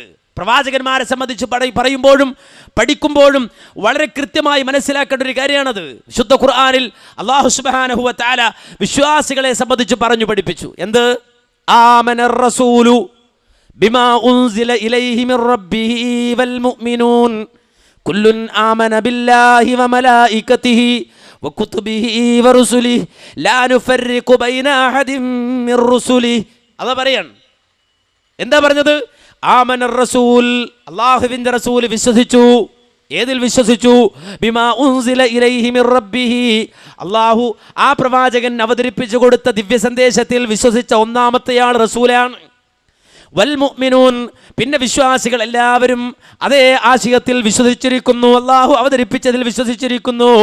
ഇത് പറഞ്ഞിട്ടല്ല പറയുന്നു, വിശ്വാസികളായ ആളുകളുടെയും ആ വിശ്വാസികളുടെ നേതാവായ പ്രവാചകന്റെയും നിലപാട് കുല്ലുൻ ആമന ബില്ലാഹി വ മലായികതിഹി വ കുതുബിഹി വ റുസുലിഹി, അവരെല്ലാവരും അഥവാ വിശ്വാസികളെങ്കിലും അല്ലാഹുവിൽ വിശ്വസിക്കുന്നവരാണ്, മലക്കുകളിൽ വിശ്വസിക്കുന്നവരാണ്, വേദഗ്രന്ഥങ്ങളിൽ വിശ്വസിക്കുന്നവരാണ്, അതുപോലെ തന്നെ പ്രവാചകന്മാരിൽ വിശ്വസിക്കുന്നവരാണ്. ലാ നുഫർരിഖു ബൈന അഹദിൻ മിർ റുസുലിഹി, ഒരിക്കലും ആ പ്രവാചകന്മാർക്കിടയിൽ അവർ വേർതിരിവ് കാണുകയില്ല, വേർതിരിവ് കൽപ്പിക്കുകയില്ല. ഈസാ നബി അലൈഹി സ്വലാത്തു വസ്സലാമിനെ അംഗീകരിക്കാത്തവൻ മുസ്ലിമല്ല, വിശ്വാസിയല്ല. മൂസാ അലൈഹി സ്വലാത്തു വസ്സലാമിനെ അംഗീകരിക്കാത്തവൻ വിശ്വാസിയല്ല. ഈസാ അലൈഹി സ്വലാത്തു വസ്സലാമിനെയും മൂസാ അലൈഹി സ്വലാത്തു വസ്സലാമിനെയും അങ്ങനെ തുടങ്ങി ലോകത്ത് കഴിഞ്ഞുപോയ മുഴുവൻ പ്രവാചകന്മാരെയും അംഗീകരിക്കണം വിശ്വാസി. എന്നാൽ മാന്യ മുഅ്മിനെ മനസ്സിലാക്കണം, മഹാനായ മുഹമ്മദ് മുസ്തഫ സ്വല്ലല്ലാഹു അലൈഹി വസല്ലമ ഇബ്രാഹിം നബി അലൈഹി സ്വലാത്തു വസ്സലാമിന്റെ പാരമ്പര്യത്തിൽ കടന്നു വന്നു എന്ന് മാത്രമല്ല, ആ പ്രവാചകൻ വഴി ലോകത്ത് അല്ലാഹു സുബ്ഹാനഹു വ തആല അവന്റെ ആദർശത്തെ വിളംബരം ചെയ്യുമ്പോൾ, ലോകത്ത് വിശുദ്ധ ഇസ്ലാമിന്റെ സന്ദേശങ്ങളെ കൈമാറുമ്പോൾ അല്ലാഹു സുബ്ഹാനഹു തആല അതിനോട് ചേർത്തുകൊണ്ട് പറഞ്ഞൊരു കാര്യമുണ്ട്. എന്താണെന്നറിയോ? എന്താ അത്? വജാഹിദൂ ഫില്ലാഹി ഹഖ്ഖ ജിഹാദി ഹുവ ജ്തബാകും വമാ ജഅല അലൈക്കും ഫിദ്ദീനി മിൻ ഹറജ് മില്ലത അബീകും ഇബ്രാഹീം ഹുവ സമ്മാകുമുൽ മുസ്ലിമീൻ മിൻ ഖബ്ലു വഫീ ഹാദാ ലിയകൂന അർ-റസൂലു ശഹീദൻ അലൈക്കും വതകൂനൂ ശുഹദാഅ അലൻ നാസ് വഅഖീമുസ് സ്വലാത്ത വആതുസ് സകാ വഅതസിമൂ ബില്ലാഹി ഹുവ മൗലാകും ഫനിഅമൽ മൗലാ വനിഅമൻ നസീർ. അല്ലാഹ് പറയുകയാണ്, വജാഹിദു ഫില്ലാഹി ഹഖ്ഖ ജിഹാദി, അല്ലാഹുവിന്റെ മാർഗത്തിൽ നിങ്ങൾ യഥാർത്ഥ ജിഹാദ് ചെയ്യണേ. ഹുവ ജ്തബാകും, അവൻ നിങ്ങളെ പ്രത്യേകമായി തെരഞ്ഞെടുത്തിട്ടുണ്ട്. ഹുവ ജ്തബാകും വമാ ജഅല അലൈക്കും ഫിദ്ദീനി മിൻ ഹറജ്, നിങ്ങളുടെ മതത്തിൽ നിങ്ങൾക്ക് നിർവഹിക്കാൻ പ്രയാസമുള്ള ഒന്നുമില്ല, ഒരു ഭാരവുമില്ല, പ്രയാസകരമായ ഒന്നും അല്ലാഹു ഏർപ്പെടുത്തിയിട്ടില്ല. ഇത് പറഞ്ഞിട്ടല്ല പറയുന്നു, മില്ലത അബീകും ഇബ്രാഹീം, മഹാനായ ഇബ്രാഹിം അലൈഹി സ്വലാത്തു വസ്സലാമിന്റെ മാർഗമാണിത്, ആ വഴിയാണിത്, ആ മില്ലത്താണിത്. മനസ്സിലാക്കണം, മില്ലത്ത് അബീകും ഇബ്രാഹിം, ഇബ്രാഹിം ഇവിടെ മില്ലത്താണ്. ഖുർആനിൽ മറ്റൊരിടത്ത് പറഞ്ഞു, വത്തഖദു മില്ലത ഇബ്രാഹിം, നിങ്ങൾ ഇബ്രാഹിമിന്റെ മില്ലത്തിനെ സ്വീകരിക്കണേ, ഇബ്രാഹിമിന്റെ മാർഗത്തെ നിങ്ങൾ സ്വീകരിക്കണേ. ഖുർആൻ പറയാൻ, അടിക്കടി പറയാൻ. പക്ഷേ ഈ ഒരു സന്ദേശം കൈമാറപ്പോ ലോകത്തുള്ള പ്രബല മതങ്ങൾ ഇസ്ലാമിനെതിരായി, മുഹമ്മദ് മുസ്തഫ സല്ലല്ലാഹു അലൈഹി വസല്ലമക്കെതിരായി. എന്തുകൊണ്ടെതിരായി? മാന്യ സഹോദരങ്ങളെ, നിങ്ങൾ ചിന്തിക്കണം, വളരെയധികം ആലോചിക്കണം. ലോകത്ത് കടന്നു വന്ന പ്രവാചകന്മാരിൽ ലോകം അംഗീകരിക്കുന്ന പ്രവാചകൻ, ലോകമതങ്ങൾ അംഗീകരിച്ച പ്രവാചകൻ അബ്രഹാം അലൈഹിസ്സലാം, ഇബ്രാഹിം നബി അലൈഹി സ്വലാത്തു വസ്സലാം, ആ വഴിയെ, ആ മാർഗത്തെ സ്വീകരിക്കണമെന്ന് വളരെ കൃത്യമായി വിശുദ്ധ ഖുർആൻ ആവശ്യപ്പെട്ടപ്പോൾ ലോക മതങ്ങൾ അതിൻ്റെ പേരിൽ മാത്രം മഹാനായ മുഹമ്മദ് മുസ്തഫ സല്ലല്ലാഹു അലൈഹി വസല്ലമക്കെതിരായി, ഇസ്ലാമിനെതിരായി. എന്തുകൊണ്ടെന്ന് ചോദിച്ചാൽ, ആ പ്രവാചകന്റെ വഴിത്താര ലോകത്തിന് കൃത്യമായി പറഞ്ഞു കൊടുക്കുന്നത്, ലോകത്തിന്റെ മുന്നിൽ അവതരിപ്പിക്കുന്നത്, വളവില്ലാതെ കൃത്യമായി പറഞ്ഞു കൊടുക്കുന്നത് അള്ളാഹുവിന്റെ കലാമായ വിശുദ്ധ ഖുർആനും അതിന്റെ വിശദീകരണമായ തിരുസുന്നത്തുമാണെന്നതിന് പുറമേ വർഗീയമായ, വംശീയമായ ഒരു വേർതിരിവ് കൂടി അവിടെ കാണിച്ചു. വംശീയമായൊരു വേർതിരിവ് ലോകത്ത് അതിൻ്റെ പേരിലുണ്ടായി. മാത്രമല്ല ചരിത്രം തിരുത്താൻ വേണ്ടി ഉള്ള പരിശ്രമങ്ങൾ നടന്നു. ചരിത്രത്തിൻ്റെ തിരുത്തിയെഴുതലുകൾ ഉണ്ടായി. കാര്യം എന്താ? മുഹമ്മദ് നബി സല്ലല്ലാഹു അലൈഹി വസല്ലം കടന്നു വന്നത് അറബികൾക്കിടയിൽ നിന്നാണ്. അഥവാ ഇസ്മായിൽ അലൈഹിസ്സലാത്തു വസ്സലാമിൻ്റെ പാരമ്പര്യത്തിലൂടെയാണ്, പരമ്പര വഴിയാണ് കടന്നു വന്നത്.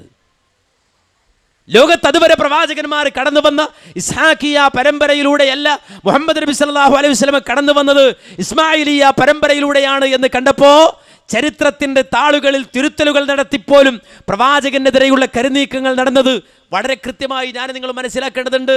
അതുകൊണ്ടാണ് ലോകത്തെ പ്രബല മതങ്ങളിൽ ഒരു മതമായ യഹൂദമതം അവർ അംഗീകരിക്കുന്ന തോറ, ആ തോറയിൽ അവർ തിരുത്തൽ വരുത്തിയത്.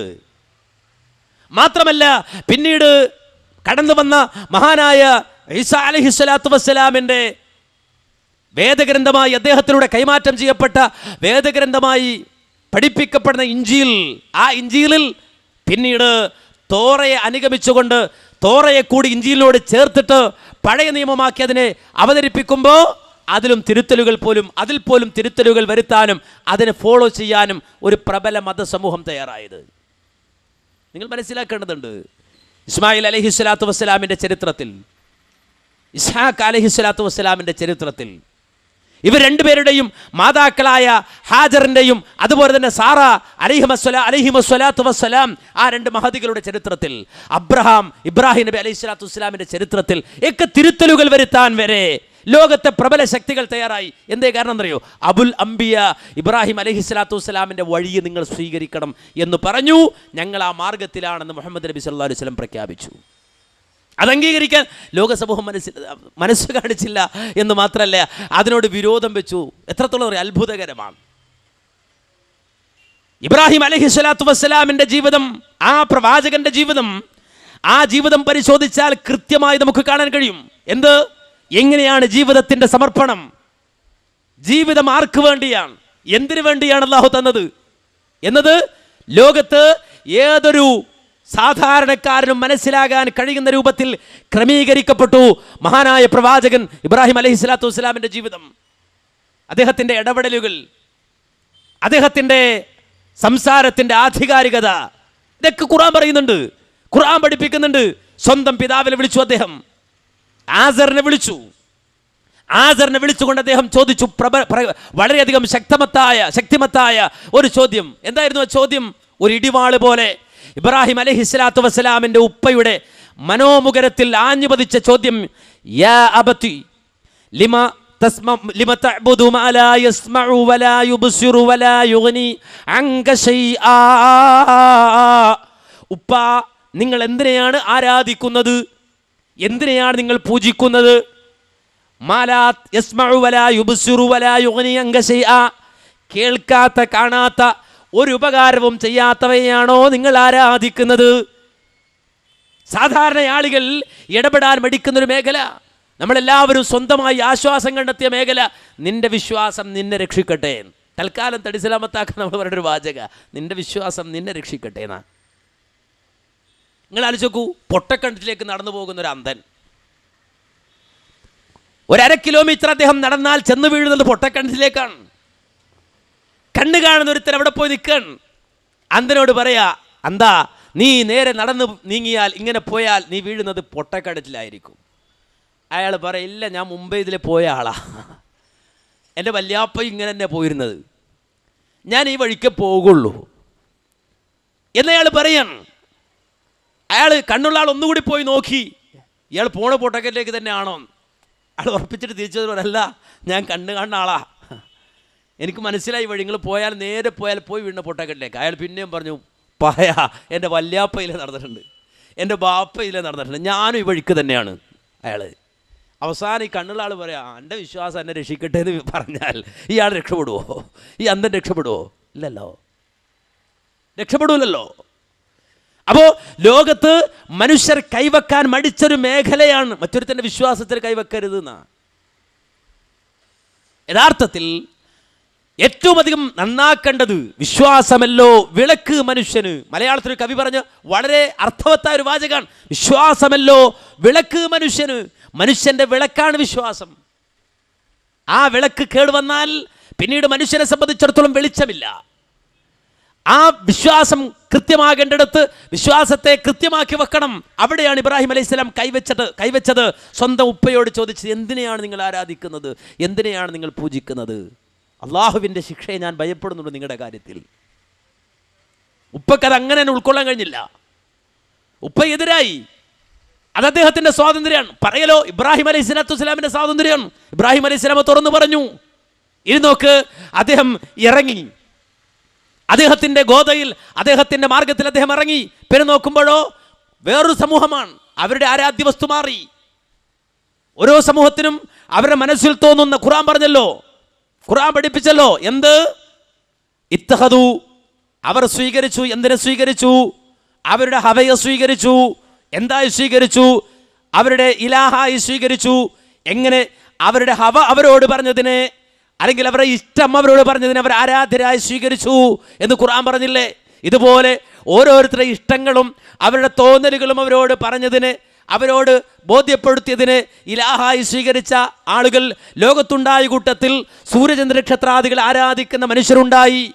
ഇബ്രാഹിം അലൈഹിസ്സലാം കടന്നു ചെന്നു നക്ഷത്രങ്ങളെ ആരാധിക്കുന്നവർക്കിടയിലേക്ക്. എന്നിട്ട് ചോദിച്ചു, എന്തിനാ നിങ്ങൾ ആരാധിക്കുന്നത്? അവർ പാതിരാവിൽ വാനലോകത്തേക്ക് ചൂണ്ടിക്കൊണ്ട് പറഞ്ഞു, കാണുന്ന നക്ഷത്രങ്ങളെയാണ്. ഇബ്രാഹിം അലൈഹിസ്സലാം കാത്തു നിന്നു. കുറച്ച് കഴിഞ്ഞപ്പോൾ അതങ്ങ് മാഞ്ഞുപോയി. ഇപ്പോൾ ഇവിടെ നിങ്ങളുടെ ദൈവം എവിടെ പോയി, ഇലാഹ എവിടെ പോയി? അദ്ദേഹം ചോദിക്കണം അവരോട്. അവർ പറഞ്ഞു, അത് പോയി, മാഞ്ഞു പോയി, അസ്തമിച്ചു പോയി. അദ്ദേഹം പറഞ്ഞു, അത് പറ്റൂലല്ലോ, അത് പറ്റൂലല്ലോ, അത് ശരിയാവില്ല. കുറച്ച് കഴിഞ്ഞപ്പോഴോ ഇതാ ഖമർ ഇങ്ങനെ വരികയാണ്, ചന്ദ്രൻ ഇങ്ങനെ വരികയാണ്. ആ ചന്ദ്രനെ ആരാധിക്കുന്ന ആളുകളെ കണ്ടപ്പോൾ ഇബ്രാഹിം നബി ചോദിച്ചു, അല്ല എന്താ ഇത്? അവർ പറഞ്ഞു, ഞങ്ങൾ ആരാധിക്കുന്ന വസ്തുവാണത്. കുറച്ച് കഴിഞ്ഞപ്പോൾ അതും അങ്ങോട്ട് അസ്തമിക്കാണ്. അല്ല എവിടെ പോയി? അത് അസ്തമിച്ചു പോയി. ആ കുറച്ചേരം ഇങ്ങനെ വന്നു പോകുന്ന ഒരു സംവിധാനമാണ്. കുറച്ച് കഴിഞ്ഞപ്പോഴോ കിഴക്കിൻ്റെ ചക്രവാളത്തിൽ ഇതാ സൂര്യൻ ഉദിക്കുകയാണ്. ഇബ്രാഹിം അലൈഹിസ്സലാം ചോദിച്ചു, അതെന്താ, എന്താ അത്? അവർ പറഞ്ഞു, ഞങ്ങളുടെ ദൈവമാണ്, ഞങ്ങളതിനെ ആരാധിക്കുന്നത്. ഇബ്രാഹിം നബി പറഞ്ഞു, നേരത്തെ കണ്ടതുപോലൊന്നുമല്ലല്ലോ, ഹാദാ അക്ബർ, ഉദരൽപ്പം വലുതാണല്ലോ. കുറച്ച് കഴിഞ്ഞപ്പോൾ മൂപ്പരും അസ്തമിച്ചു. ഇബ്രാഹിം അലൈഹിസ്സലാം ചോദിച്ചു, അല്ല എവിടെ? അപ്പോൾ പറഞ്ഞു, ഇതിങ്ങനെയാണ്, അങ്ങനെ വന്നിട്ട് ഇങ്ങനെ പോകേണ്ട സാധനമാണ് എന്ന് പറഞ്ഞു. മഹാനായ ഇബ്രാഹിം അലൈഹിസ്സലാം അവരോട് പറഞ്ഞു, അവരോട് പ്രഖ്യാപിച്ചു, എങ്കിൽ നിങ്ങൾ മനസ്സിലാക്കിക്കോ, ഇതൊന്നുമല്ല ഇലാഹ്, ഇതൊന്നുമല്ല ആരാധ്യൻ. നേരെ മറിച്ച് ഇന്നി വജ്ജഹ്തു വജ്ഹിയ ലില്ലദീ ഫതറസ് സമാവാതി വൽ അർള ഹനീഫൻ വമാ അന മിനൽ മുശ്രിക്കീൻ. ഈ സൂര്യനെ സൃഷ്ടിച്ചവനാരോ, ആ ചന്ദ്രനെ പടച്ചവനാരോ, അവക്ക് ചക്രവാളങ്ങൾ നിശ്ചയിച്ചവനാരോ, ഈ ആകാശഭൂമണ്ഡലങ്ങളെ സംവിധാനിച്ചവനാരോ, അവനിലേക്കാണ് ഞാൻ എൻ്റെ മുഖം തിരിക്കുക. ഒരിക്കലും ഞാൻ ശിർക്ക് ചെയ്യുന്നവനല്ല, ആ സൃഷ്ടാവിൽ ഈ സൃഷ്ടികളെ പങ്കുചേർക്കുന്നവനല്ല. ഇബ്രാഹിം അലൈഹി സ്വലാത്തു വസ്സലാമിൻ്റെ പ്രഖ്യാപനമാണ്. നിങ്ങൾ ആലോചിച്ച് നോക്കൂ, നമ്മളിന്ന് മംഗൾയാൻ നടത്താണ്, അതിൻ്റെ പേരിൽ പോരുഷ പറയാൻ, അഭിമാനിക്കാൻ, അല്ലേ? ഇതൊക്കെ ദൈവമാണെന്ന് കരുതിയ ആൾക്കുണ്ട്. അതിൻ്റെ മുകളിൽ പോയിട്ടാണ് ആ ഖമറിൻ്റെ, ആ ചന്ദ്രൻ്റെ മുകളിൽ പോയിട്ട് ആളുകൾ കൊടിവെച്ച്. ആലോചിച്ച് നോക്കിയാണ്, നൂറ്റാണ്ടുകൾക്ക് മുമ്പ് അള്ള പറഞ്ഞു കൊടുക്കുകയാണ്, എന്ത്? സൂര്യന് സുജൂദ് ചെയ്യുന്ന, ചന്ദ്രനെ സുജൂദ് ചെയ്യുന്ന, നക്ഷത്രങ്ങളെ പൂജിക്കുന്ന ആളുകൾ വിളിച്ചിട്ട് അള്ള പറയാണ്, എന്ത്? ഇന്ന ശംസ വൽ ഖമർ, സൂര്യനും ചന്ദ്രനും അള്ളാഹുവിൻ്റെ പടപ്പുകളാണ്, പടച്ച റബ്ബിൻ്റെ പടപ്പുകളാണ്. ലാ തസ്ജുദൂ ലിശംസി വലാ ലിൽ ഖമർ വസ്ജുദൂ ലില്ലാഹില്ലദീ ഖലഖഹുന്ന ഇൻ കുന്തും ഇയ്യാഹു തഅ്ബുദൂൻ. നിങ്ങൾ സൂര്യനെ ആരാധിക്കരുത്, ചന്ദ്രനെ ആരാധിക്കരുത്, നേരെ മറിച്ച് അവയെ സൃഷ്ടിച്ചവനാരോ അവനെ ആരാധിക്കണം. ഉണ്ടോ? ഇതൊരു വലിയ പോയിന്റാണ്, വലിയൊരു തത്വമാണ്.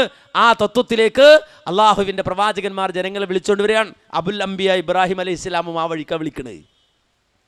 കുറച്ച് കഴിഞ്ഞപ്പോൾ അദ്ദേഹം നോക്കുമ്പോൾ നാടിൻ്റെ ഭരണാധികാരി മൂപ്പര് സ്വയം പറയാം, ഞാനാണ് റബ്ബ്, ഞാൻ തന്നെയാണ് ദൈവം. അങ്ങോട്ട് ചെന്നു. അവിടെ രാജാവിൻ്റെ മുന്നിൽ, ആ ഭരണാധികാരിയുടെ മുന്നിൽ, നമ്രൂദിൻ്റെ മുന്നിൽ കടന്നു ചെന്നിട്ട് പറഞ്ഞു, ഇന്നല്ലാഹ യുഹ്യീ വയുമീത്, ഞാൻ അള്ളാഹു, ഞാൻ അംഗീകരിക്കുന്ന റബ്ബ്, എൻ്റെ രക്ഷിതാവ്, അവൻ ജീവിപ്പിക്കുന്നവനാണ്, മരിപ്പിക്കുന്നവനാണ്. റബ്ബ് അവനാണ് ജീവിപ്പിക്കുന്നതും മരിപ്പിക്കുന്നതും അവൻ തന്നെയാണ്. ഇയാൾ പറഞ്ഞു, അതിന് വലിയ പ്രയാസമില്ലല്ലോ, ഞാൻ ജീവിപ്പിച്ചാൽ മരിപ്പിച്ചാൽ നീ അംഗീകരിക്കും എന്നെ റബ്ബായിട്ട്. ഇബ്രാഹിം അലൈഹി സ്വലാത്തു വസ്സലാമിൻ്റെ മുന്നിലേക്ക് രണ്ടാളുകളെ കൊണ്ടുവരുന്നു. തൻ്റെ പ്രജകളിൽ നിന്ന് ഒരുത്തനെ തലകിട്ട് വെട്ടി, മറ്റൊരുത്തനൊക്കെ പറഞ്ഞു പോയി ജീവിച്ചോളാൻ പറഞ്ഞു. എന്നിട്ട് ഇയാൾ പറയാണ്, ഇങ്ങനെയാണ് ഈ ശിർക്കിൻ്റെ ആളിൽ എപ്പോഴും തെളിവുണ്ടാക്കുക. വളരെ ദുർബലമായ തെളിവാണ്, പക്ഷേ തെളിവുണ്ടാക്കാൻ ഒരു ശ്രമിക്കും. അങ്ങനെ ഈ നമ്രൂദ് തെളിവുണ്ടാക്കുകയാണ്. ഞാൻ റബ്ബാണെന്നതിന് തെളിവുണ്ടാക്കി. ഒരുത്തരട്ട് തട്ടിയിട്ട് പറഞ്ഞത് അവനെ ഞാൻ മരിപ്പിച്ചിരിക്കുന്നു, മറ്റേ ആളോട് ജീവിക്കാൻ പറഞ്ഞിരിക്കുന്നത്, ആ പോയി ആൾ ജീവിക്കാണ്, ഞാൻ റബ്ബായിട്ട് അംഗീകരിച്ചോ എന്ന് ചോദിച്ചു. ആ ഘട്ടത്തിൽ മഹാനായ ഇബ്രാഹിം അലൈഹിസ്സലാത്തു വസ്സലാമിന്റെ മറുപടി, എങ്കിൽ പിടിച്ചോ അടുത്ത ചോദ്യം.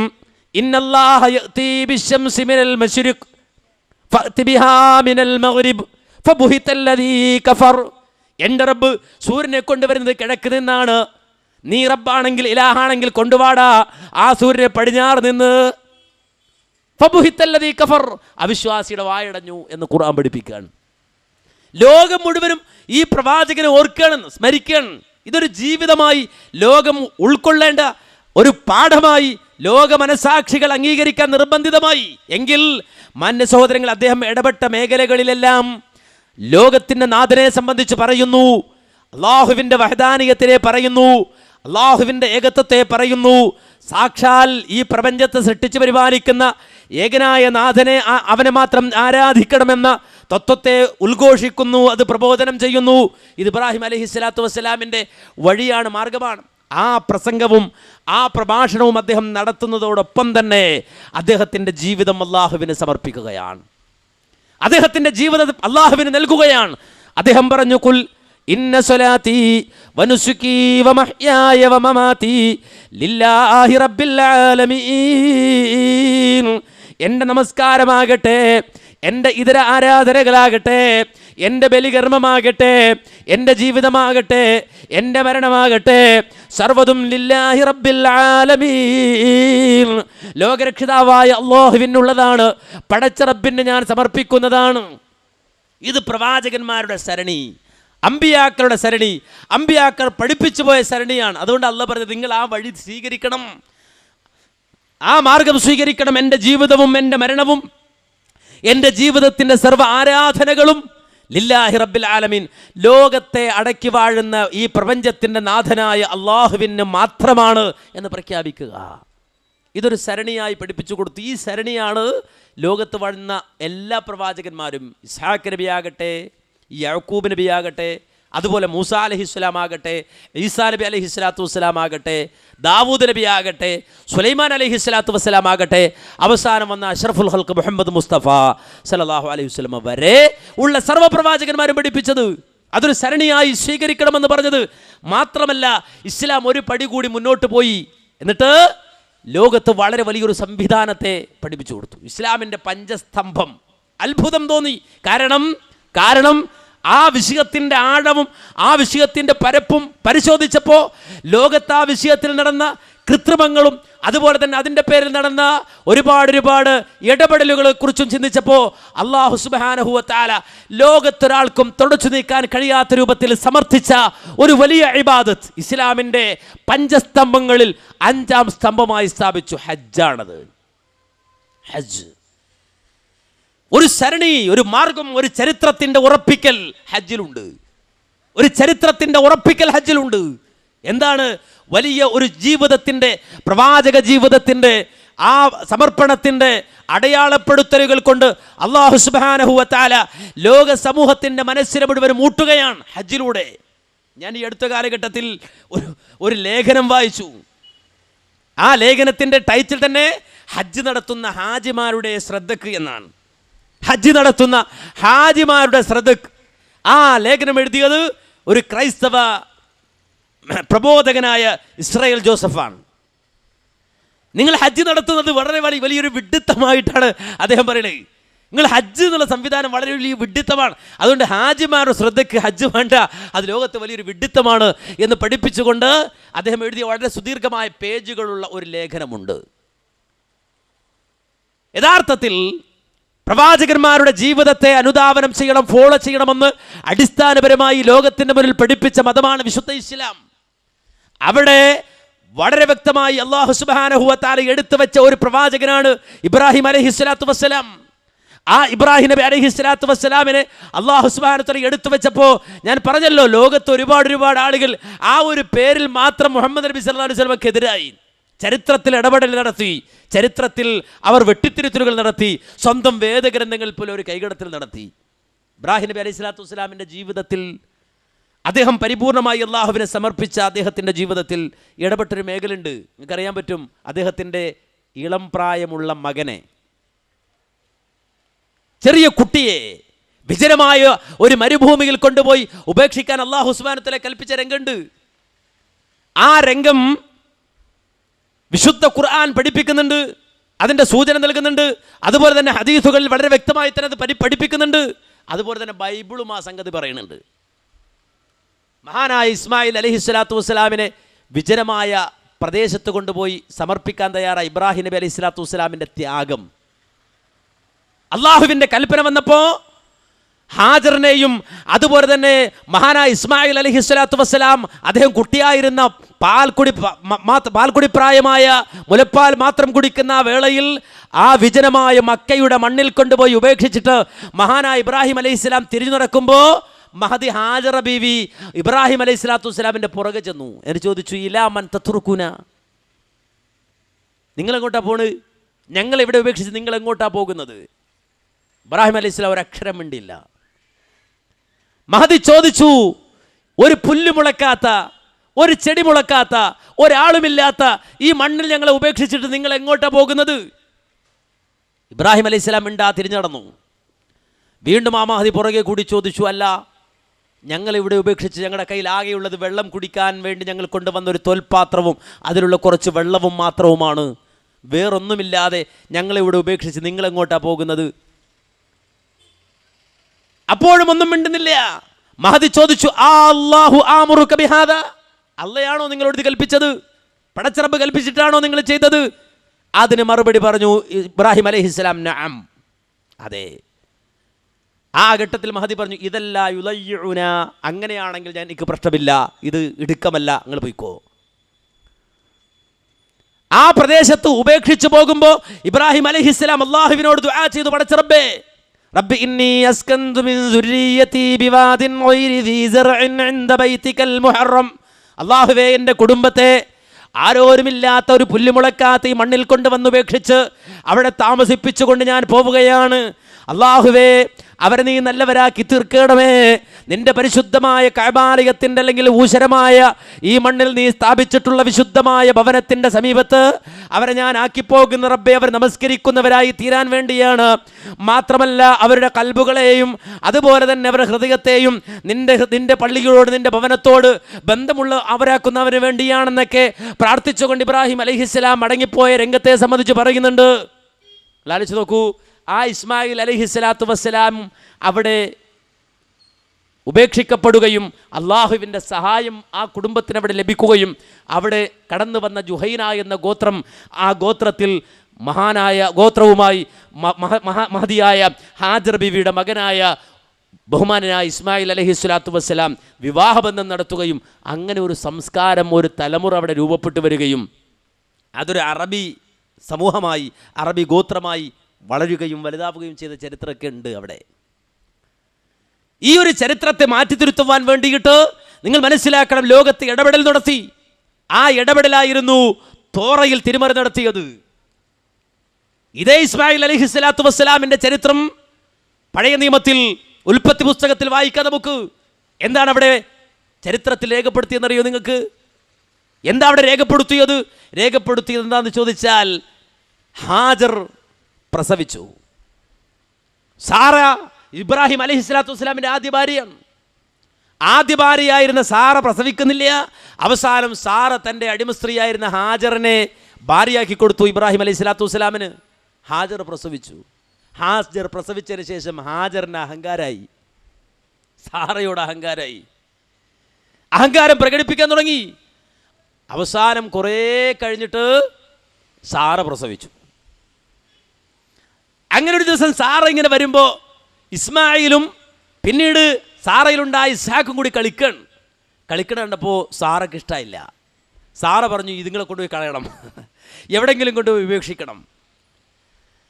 അങ്ങനെ ഇബ്രാഹിം അലൈഹിസ്സലാം ഒരു പെൺകോന്തനായി നേരെ ഈ കുഞ്ഞിനെടുത്ത് കളയാൻ കൊണ്ടുപോയി. എന്നിട്ട് ആ പോകുന്ന രംഗം പറയുന്നുണ്ട്. ഇസ്മായിൽ അലൈഹിസ്സലാത്തു വസ്സലാം കരഞ്ഞപ്പോൾ ഹാജർ ഇങ്ങനെ മുലയൂട്ടി. അങ്ങനെ കൊണ്ടുപോയി ഒരു വിജനമായ പ്രദേശത്ത് കൊണ്ടുപോയി ഉപേക്ഷിച്ചു എന്ന രൂപത്തിലാണ് ഉൽപ്പത്തി പുസ്തകം ഇത് വിശദീകരിച്ച്. നിങ്ങൾ ആലോചിക്കണം, ഏറ്റവും മോശമായ രൂപത്തിൽ വികൃതമായി ആ ചരിത്രത്തെ വളച്ചൊടിച്ചുകൊണ്ട് അവതരിപ്പിച്ച ഒരു വേദഗ്രന്ഥം. പക്ഷേ അവരാ കൈക്രിയ നടത്തുമ്പോൾ അവരറിയാതെ ഒരു അടയാളപ്പെടുത്തൽ അവിടെ ബാക്കിയായി കിടന്നു. അതെന്നറിയോ? അതേ ഉൽപ്പത്തി പുസ്തകത്തിൽ തന്നെ പറഞ്ഞു. എന്താ പറഞ്ഞത്? മഹാനായ ഇബ്രാഹിം അലൈഹിസ്സലാത്തു വസ്സലാമിന് സാറയിൽ ഇസ്ഹാക്ക് ജനിക്കുമ്പോൾ ഇസ്മായിലിന് 14 വയസ്സായിരുന്നു. നിങ്ങൾ ആലോചിച്ച് നോക്കുക, ഇത് ഉൽപ്പത്തി പുസ്തകത്തിൽ വായിച്ചാൽ കാണാൻ കഴിയും. അതായത് ഇസ്ഹാക്ക് അലൈഹിസ്സലാം സാറയുടെ മകനായി ജനിക്കുമ്പോൾ ഇസ്മായിൽ നബി അലൈഹി സ്വലാത്തു വസ്സലാമിന് 14 വയസ്സുണ്ടായിരുന്നുവെന്ന് അതേ പുസ്തകത്തിൽ രേഖപ്പെടുത്തപ്പെട്ടിരിക്കുകയാണ്. ഇനി നിങ്ങൾ മറ്റേ ചരിത്രം ഒന്ന് വായിക്ക്. 14 വയസ്സുള്ള ഇസ്മായിൽ അലൈഹി സ്വലാത്തു വസ്സലാം ജനിച്ച ആ ചെറിയ ഇസ്ഹാഖു എന്ന കുട്ടിയായിട്ട് കളിക്കുകയാണ്. അപ്പോൾ സാറ വരികയാണ്. സാറയ്ക്ക് ദേഷ്യം പിടിക്കുകയാണ്. കൊണ്ടുപോയി കളയി പിശാചുക്കളെ എന്ന് പറയാൻ. ഹാജർ ബിവി കൊച്ചിനെടുത്ത് തോളത്തിടാൻ. 14 വയസ്സുള്ള കുട്ടി കരയാണ്. എന്നിട്ട് മുല കൊടുക്കുകയാണ്. ആര്? ഹാജർ. നിങ്ങൾ ചിന്തിക്കുന്നോ, ആലോചിക്കുന്നോ? ഈ ഒരു വൈരുദ്ധ്യം ബുദ്ധിയുള്ള ചിന്തകന്മാരായ ബുദ്ധിജീവികളായ ആളുകൾ ആവർത്തിച്ച് വായിച്ചു കൊണ്ടേയിരിക്കുന്നു. ബൈബിൾ കൃത്യമായി പറയുന്നു, മഹാനായ ഇബ്രാഹിം അലൈഹി സ്വലാത്തു വസ്സലാം ബലിയറുത്തു. ആരെ? തൻ്റെ ഏകജാതനായ പുത്രൻ, ഏകപുത്രനെ ബലിയറുത്തു. ഏകപുത്രൻ എന്ന പ്രയോഗമാണ്. ഏകപുത്രനെ ബലിയറുത്തു. പക്ഷേ ഏകപുത്രനെ ബലിയറുത്തു എന്ന് പറയുന്ന ബൈബിൾ തന്നെ പറയുന്നത് കാണാം, ബലിയറുത്തത് ഇസ്ഹാക്കിനെയാണ്. ഇസ്ഹാക്ക് 2ാം പുത്രനാണ് എന്നത് വളരെ കൃത്യമായി തന്നെ ബൈബിളിൽ രേഖപ്പെടുത്തപ്പെട്ടിരിക്കുന്നു. ഏകപുത്രനെ ബലിയറുത്തു എന്ന് ബൈബിൾ പറയുമ്പോൾ അത് ഇസ്ഹാക്കിനെയാണ്. ഇസ്ഹാക്ക് 2ാമത്തെ പുത്രനാണ്. അപ്പോൾ ഒരു കൈക്രിയ, ഒരു ഇടപെടൽ പ്രവാചകന്മാരുടെ ചരിത്രത്തിൽ നടന്നു എന്നത് വ്യക്തമാണ്. അതിനൊരു വിശദീകരണം നിങ്ങൾ നൽകിയിട്ടുണ്ട്. ഇദ്ദേഹം ഈ പറയുന്ന ബഹുമാനായ ഇസ്രായേൽ ജോസഫ് എന്ന് പറയുന്ന ഇദ്ദേഹം ഒരു വിശദീകരണം നൽകിയത്, അബ്രഹാം പ്രവാചകന്റെ ആദ്യത്തെ പേര് അബ്രാം എന്നായിരുന്നു. ആ അബ്രാം എന്ന പേരുണ്ടായിരുന്ന ഇബ്രാഹിം അലൈഹി സ്വലാത്തു വസ്സലാം പിന്നെ പേര് മാറ്റിയതാണ് അബ്രഹാം എന്നത്. അങ്ങനെ അബ്രഹാം എന്ന് പേരാക്കിയതിനു ശേഷം ആദ്യമായി ജനിച്ചത് ഇസ്ഹാഖാണ്. അതുകൊണ്ട് തൻ്റെ ഏകപുത്രൻ ഇസ്ഹാഖാണ്.